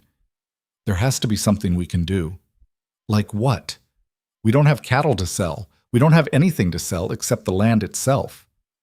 He looked at the house, at the barn, at everything they'd fought so hard to keep. Maybe it's time to accept that we can't win this. Don't say that. Why not? It's true. It's not true. We just need... Eliza's mind raced. We need another cattle drive. Calder laughed, harsh and humorless. With what cattle? We sold them all, remember? That was the whole point. So we buy more, cheap ones. Drive them to Miles City, sell them for profit. Eliza, we barely survived the last drive. It nearly killed all of us. And we got lucky. If that canyon had been any worse, if those wolves had been hungrier, if that storm had lasted another day... He shook his head. I can't ask you to do that again.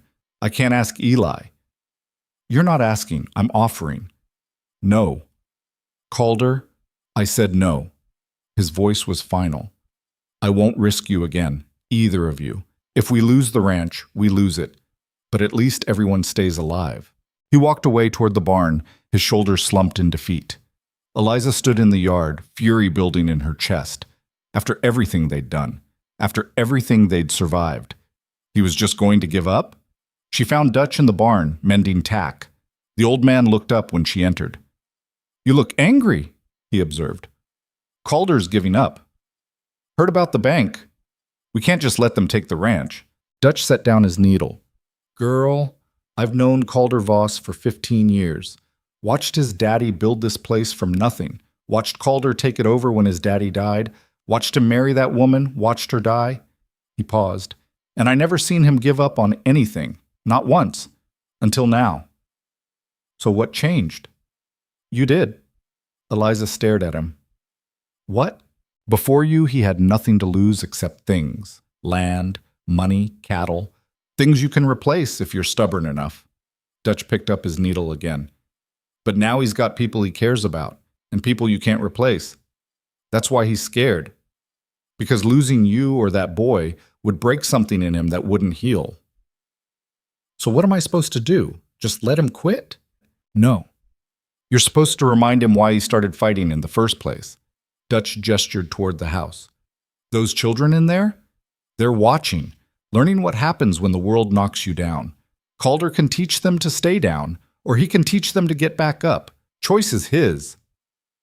Eliza left the barn and went straight to the house. She found Calder in his room, sitting on the edge of his bed, staring at nothing. We need to talk, she said. Not now. Yes, now. She closed the door behind her. You're scared. I get it. But you don't get to just quit. This isn't your decision. Like hell it isn't. I live here too. I worked for this place. Bled for it. Nearly died for it. She stepped closer. And I'm not letting some banker take it because you're too afraid to keep fighting. Calder's jaw tightened. I'm not afraid. What? Yes, you are. You're terrified of losing someone else, of making another mistake that gets someone killed. Her voice softened. But Calder, you can't protect people by giving up. You can only protect them by teaching them to be strong enough to protect themselves. I can't lose you, he said quietly. Or Eli, I can't. Then don't. Don't lose us by letting us watch you surrender. Eliza sat beside him. Your children are watching you, learning from you. Right now you're teaching them that when things get hard, you quit. Is that really what you want them to learn? He was silent for a long time. Then he put his face in his hands. I don't know what else to do, he said, and his voice cracked. I'm so tired, Eliza. I'm tired of fighting, tired of losing, tired of watching everything I love get taken away. She put her hand on his back. I know, but you're not alone anymore. You've got me. You've got Eli and May and Clara and Dutch. We're all fighting together, and maybe we'll lose anyway. But at least we'll lose trying. Calder lifted his head. His eyes were red. What if I get you killed? What if you don't? He almost smiled. Then he took a shaking breath and stood. All right, one more try. But if this doesn't work, it'll work, Eliza said. She had no idea if that was true, but she said it like she believed it, and maybe that was enough. The plan was desperate and probably stupid, They'd use the money they had left to buy thin cattle from desperate ranchers, the ones nobody else wanted because they were too old or too sick or too mean. Drive them to Miles City. Sell them to Marcus Hendrick, who'd proven he had an eye for potential. It wasn't a good plan, but it was the only plan they had. Dutch offered to go with them this time. My hip's bad, but I can still ride, and you'll need every hand you can get. Calder tried to argue, but Dutch wouldn't budge. This ranch was good to me when I had nowhere else to go. I'm not letting it die without a fight. May pulled Eliza aside the night before they left. What if something happens to you again? Nothing's going to happen. That's what Mama said. Eliza knelt down so she was eye level with the girl. May, I can't promise I'll come back. Nobody can promise that. But I can promise I'll fight like hell to make sure I do. Is that enough? May thought about it. Then she nodded. Be careful. Always am. That's a lie. Eliza smiled. Yeah, it is. They left at dawn with 23 head of the sorriest-looking cattle Eliza had ever seen. One was half blind, another had a limp. 3 of them were so mean they tried to gore anything that came near them. This is going to be a disaster, Eli muttered. Probably, Eliza agreed, but it's our disaster. The first 3 days went smoother than expected. The cattle, despite their appearance, moved well once they understood the routine. The weather held, cold but clear. Even Dutch's hip seemed to be cooperating. But on the 4th day, they encountered their first real problem. A rider approached from the west, moving fast. Calder immediately reached for his rifle, but the rider waved his hat in a gesture of peace. That's Ben Morrison, Dutch said. Runs a spread about 20 miles north of us. Good man. Ben pulled up his horse, breathing hard. Calder. Thank the stars I found you. What's wrong? Wolves, big pack, bigger than I've ever seen. They hit my place 2 nights ago, killed 6 calves, injured 2 horses. I've been tracking them since dawn. They're heading this way. Calder's face went grim. How many? 15, maybe 20, and they're hungry, real hungry. We've got rifles. Won't matter, not with a pack that size. Ben looked at the cattle. You're driving these to Miles City. That's the plan. You won't make it, not with that many wolves on your trail. He paused. There's an old line shack about 8 miles northeast of here. Stone walls, good roof. If you can get your cattle there, hole up for a few days. The wolves might move on. And if they don't, then you'll have walls between you and them, better than being caught in the open. Calder looked at Eliza, then at Eli. What do you think? I think we don't have much choice, Eliza said. They changed course, pushing the cattle hard toward the northeast. The animals sensed something wrong. They were skittish, nervous, their eyes rolling. Even the mean ones had stopped fighting. They reached the line shack just before sunset. It was exactly as Ben had described. Stone walls, a solid door, a roof that looked like it might actually keep out weather. There was a small corral attached, barely big enough for 23 head, but it would have to do. They got the cattle penned and the horses secured just as the howling started. It was different from the wolves they'd encountered before. Louder, more coordinated. The sound of a pack that had hunted together for years, that moved like a single organism. Get inside, Calder said. Now! They barricaded themselves in the line shack. It was a single room, maybe 15 feet square, with a stone fireplace and nothing else. No furniture, no supplies. Just 4 walls and a door that looked like it had seen better days. How long can we hold out here? Eli asked. Depends on how long they stay, Dutch said. He was loading his rifle with shaking hands. Could be hours, could be days. What about the cattle? We'll lose some. Can't be helped. Through the gaps in the walls, Eliza could see shapes moving in the darkness. Yellow eyes reflecting moonlight. The wolves were circling, testing, looking for weakness. Then one of the cattle screamed. It was a horrible sound, high and terrified. Eliza ran to the window, really just a hole in the stone with a wooden shutter, and looked out. The wolves had found a gap in the corral. A small one, but enough. They were pulling at it, widening it, working together with terrifying intelligence. They're getting in, she said. Calder was already moving. Dutch, stay with Eli. Eliza, you're with me. Pa, I can help, Eli started. You can help by staying alive, Calder said. This is not a discussion. He and Eliza went out into the night. The cold hit like a physical blow. Eliza's breath came in white clouds. She could see the wolves clearly now, huge gray shapes, bigger than any wolf she'd ever seen. Their teeth gleamed in the moonlight. Calder fired. One of the wolves yelped and fell. The other scattered, but not far. They regrouped 20 feet away, watching, waiting. "The corral," Calder said. "We need to fix that gap." They ran to the fence. The gap was bigger than Eliza had thought, a full section of railing torn away. The wolves had been systematic about it, pulling at the weakest point until it gave. Eliza grabbed loose boards while Calder covered her, his rifle tracking the circling shapes. She worked fast, her hands numb, hammering boards into place with rocks since they had no actual hammer. A wolf charged. Calder shot it mid-leap.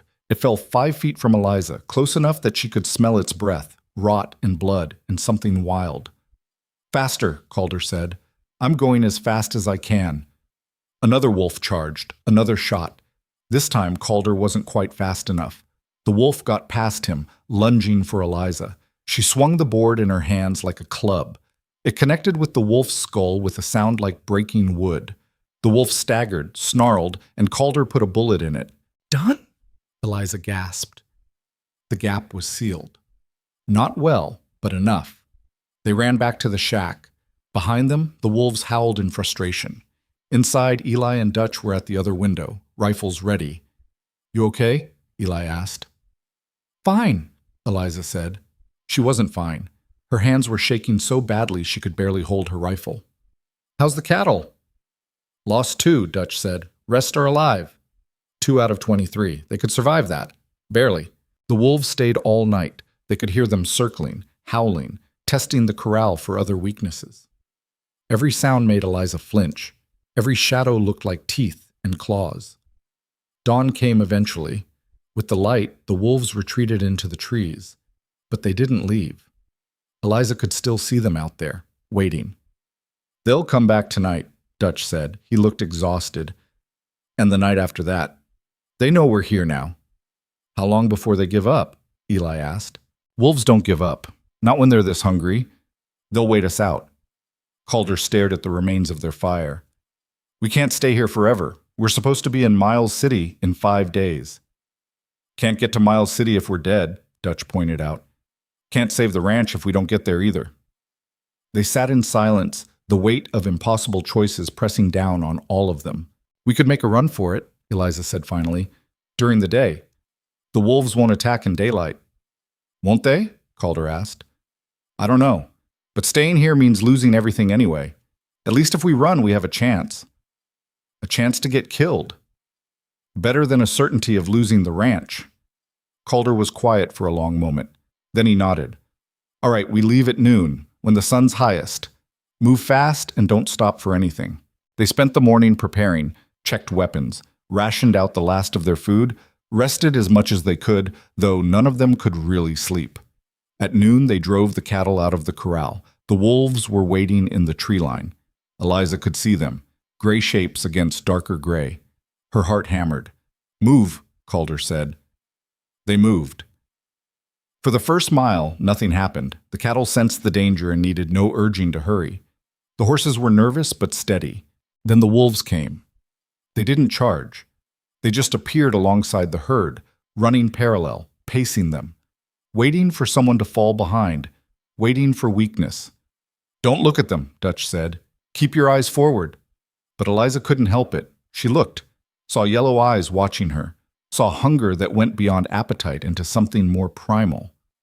They ran. Not a full gallop, the cattle couldn't maintain that, but a sustained trot that ate up ground, mile after mile.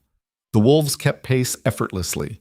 On the 3rd mile, one of the mean cattle, a bull with a scarred face, suddenly turned and charged the nearest wolf, caught it by surprise, gored it before anyone could react.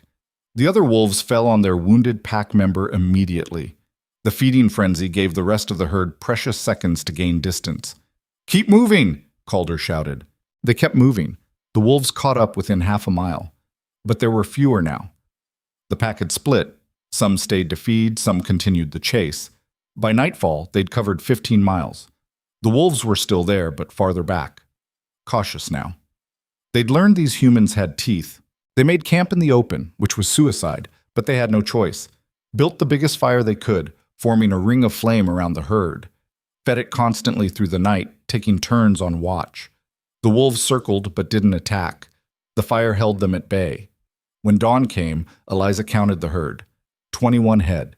They'd lost 2 more during the night, probably while she'd dozed off during her watch shift. The guilt ate at her, but there was no time for it. 3 more days, Calder said. He looked hollow. 3 more days, and we're in Miles City.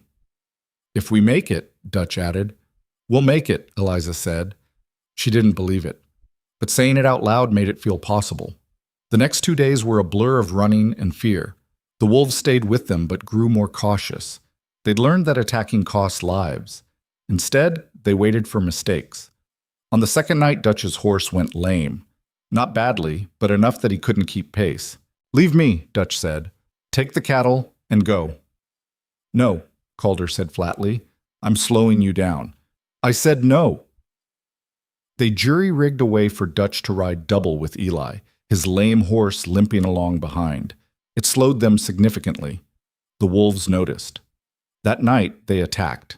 Not the whole pack, just 3 of them, testing, probing. They went for the weakest cattle, the ones on the edges. Eliza shot 1, Dutch got another. The third dragged away a calf before anyone could stop it. 20 cattle left. We're not going to make it, Eli whispered. His face was white with fear and exhaustion. Yes, we are, Eliza said. We're too close to give up now. On the morning of the 5th day, they saw buildings on the horizon. Miles City. The wolves saw it too. They made one last attempt, a desperate rush on the herd. But they were hungry and tired, and the humans had guns and desperation. Calder shot 3. Eliza got 2. Dutch's rifle misfired, but he clubbed one with the barrel. Eli, despite orders to stay back, shot one that had gotten too close to his father. The surviving wolves fled. They drove 18 head of cattle into Miles City, looking like they'd fought a war, because they had. Marcus Hendrick took one look at them, and his face went pale. What the hell happened to you? Wolves, Calder said simply. How many did you start with? 23. Marcus let out a low whistle. And you brought 18 through a wolf pack? He shook his head. That's the damnedest thing I've ever heard. Are you buying or not? Eliza asked. She was so tired she could barely stand. Marcus looked at the cattle. They were worse off than last time. Thinner, more battered, but they were alive. I'll buy them, he said. Same price as last time, and I won't even haggle. The relief was so intense Eliza nearly collapsed. Calder caught her arm, steadied her. Deal, he said. They sold the cattle, took their money, and found the same boarding house. The old woman took one look at them and didn't even ask what happened. Just gave them rooms and hot food and let them sleep for 16 hours straight. When Eliza finally woke, she found Calder sitting by her bed. He looked better, cleaner at least. Still exhausted, but better. How long have you been sitting there? She asked. Few hours. Wanted to make sure you were okay. I'm fine. You're not. None of us are. He paused. But we made it. Did we make enough? Yes. Enough to pay the bank, enough to get supplies, enough to... He trailed off. Enough to keep fighting. Eliza sat up slowly. Everything hurt. I don't know if I can do this again. You won't have to. I won't let it get that bad again. You can't promise that. No, but I can try. He took her hand. Eliza, I need to tell you something. Her heart stuttered. What? I'm in love with you. The words hung in the air like smoke. Eliza stared at him, unable to process what she'd just heard. What? I'm in love with you, he repeated. I don't know when it happened. Maybe when you sold those cattle to Marcus. Maybe when you went into that canyon after me. Maybe the first day you showed up and refused to be invisible. He squeezed her hand. But I know it now. And I know you didn't ask for it. I know this complicates everything. But I had to tell you. Eliza's mind raced. Love. The word felt foreign, strange. She'd spent so long just trying to survive that she'd forgotten people could feel things like that. I don't know what to say, she admitted. You don't have to say anything. I needed you to know. He stood. Get some rest. We leave tomorrow. He was almost to the door when she spoke. Calder? He turned. I think I might love you too. I'm not sure. I've never really loved anyone before, so I don't know what it's supposed to feel like. But when I thought the wolves were going to kill you, when I thought I might lose you, she took a breath. It hurt, more than getting my leg crushed, more than anything. So maybe that's love. I don't know. He smiled. It was the first real smile she'd seen from him in weeks. Yeah, maybe that's love. They made it home 4 days later.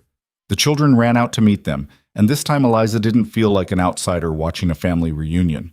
Clara hugged her first, then May, then even Eli, who'd started treating her less like an intruder and more like something else. Someone who belonged. They paid the bank the next week. The same representative came out, his face sour when Calder handed him the money. You'll owe again next year, the banker said. Then we'll pay again next year, Calder replied. You can't keep doing this forever. Watch me. The banker left, and for the first time in months, the ranch felt like it belonged to them again. Not to the bank, not to debt. To them. Spring turned to summer, the grass grew back.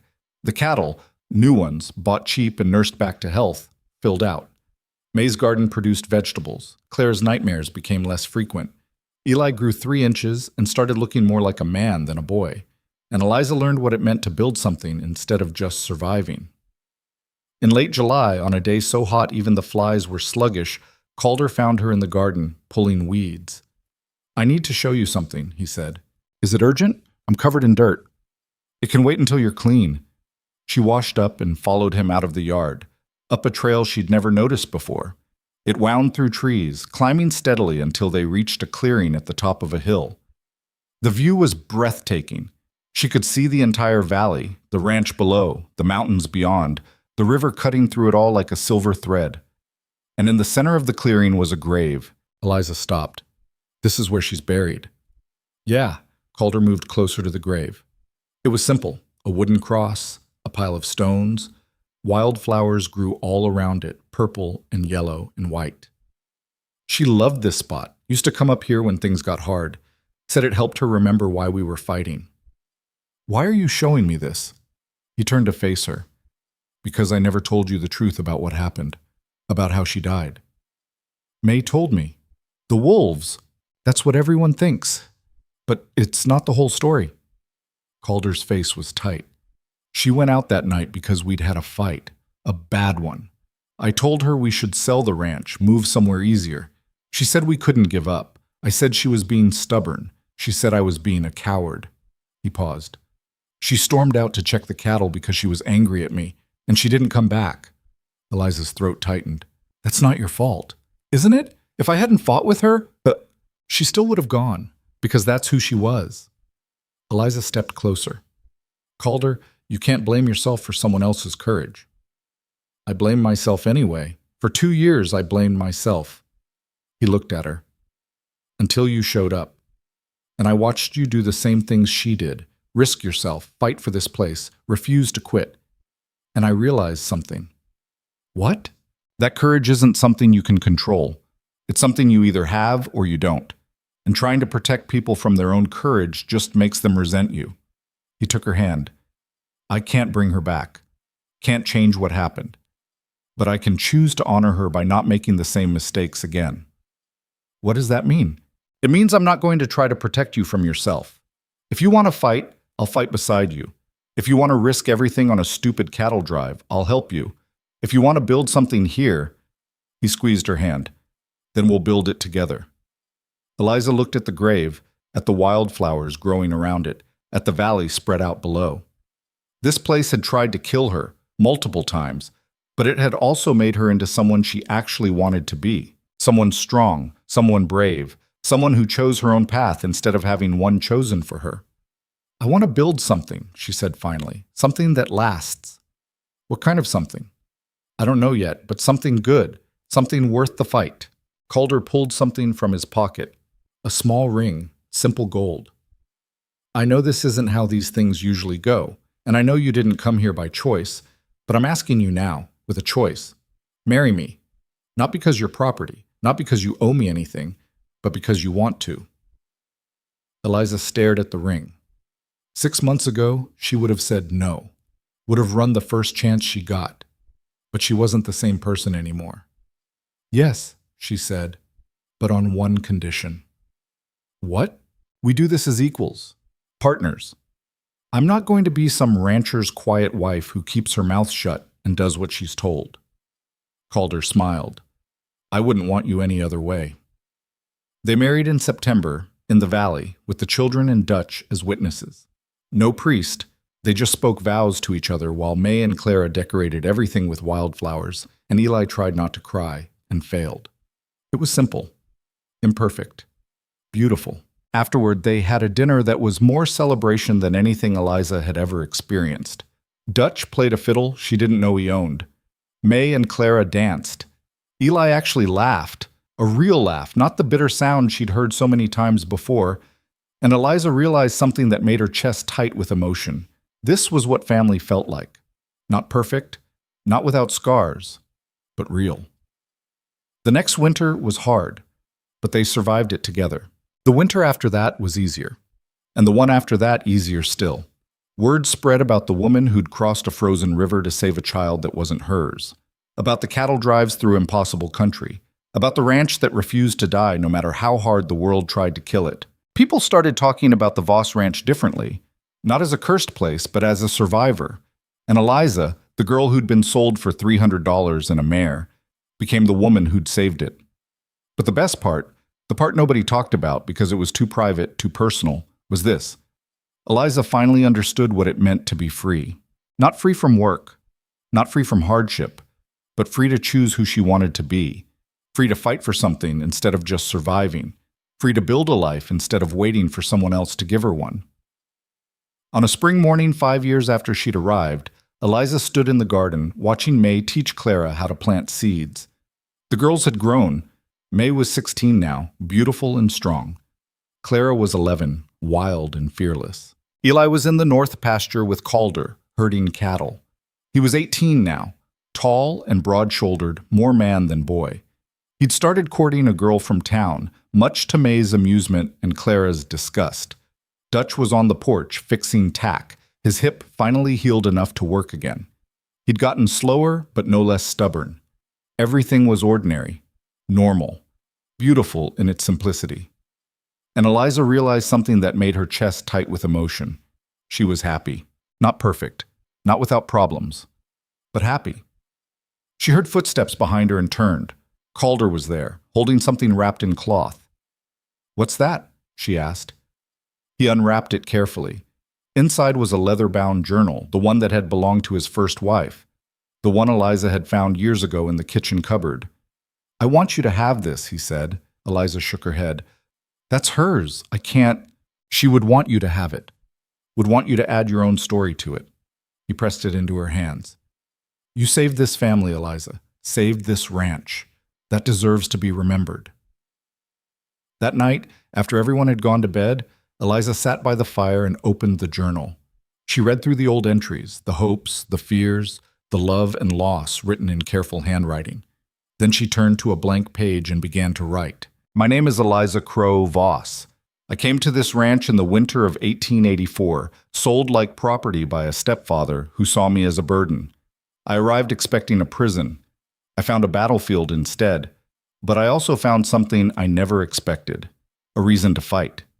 Not just for survival, but for something bigger, for family, for home, for the kind of life where you choose your own path instead of having one chosen for you.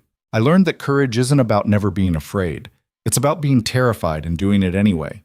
That strength isn't about never falling down. It's about getting back up every single time. I learned that you can't save everyone, but you can try. And sometimes trying is enough. This ranch has seen death and loss and grief, but it's also seen rebirth, growth, love that survives even when everything else doesn't. I don't know what the future holds. I don't know if we'll make it through next winter or the winter after that. I don't know if my children, and yes, they're my children now, in every way that matters, will choose to stay here or forge their own paths. But I know this. We built something worth fighting for. Something that will outlast us, if we're lucky. Something that proves that even the most broken things can be put back together if you're stubborn enough and brave enough and foolish enough to try. My mother used to say that home isn't a place. It's the people you'd fight for, the people you'd die for. She was right. This is my home, these are my people, and I would cross 1,000 frozen rivers to keep them safe. She closed the journal and set it aside. Through the window, she could see the mountains in the distance, dark shapes against a star-filled sky. The land was still harsh, still unforgiving, but it was hers now, in a way that had nothing to do with ownership and everything to do with choice. Years later, travelers crossing Montana would tell stories about the winter a broken girl arrived during a blizzard and refused to break, about the woman who drove cattle through hell and came back stronger, about the family that built something lasting out of nothing but stubbornness and love. They were good stories, true stories. But the best part was the part nobody saw. That girl who'd been invisible for so long, the one who'd learned to make herself small so the world wouldn't hurt her, she was gone. In her place was a woman who'd learned that being seen meant being vulnerable, and being vulnerable meant being alive, and being alive, truly alive, was worth every scar, every frozen river, every moment of terror, worth everything. And that was enough. More than enough. It was everything she'd never known she needed, and everything she'd fought like hell to keep. The fire burned low. Outside, the wind picked up, rattling the windows the way it always did. But inside, Eliza was warm. She was home. And she was free.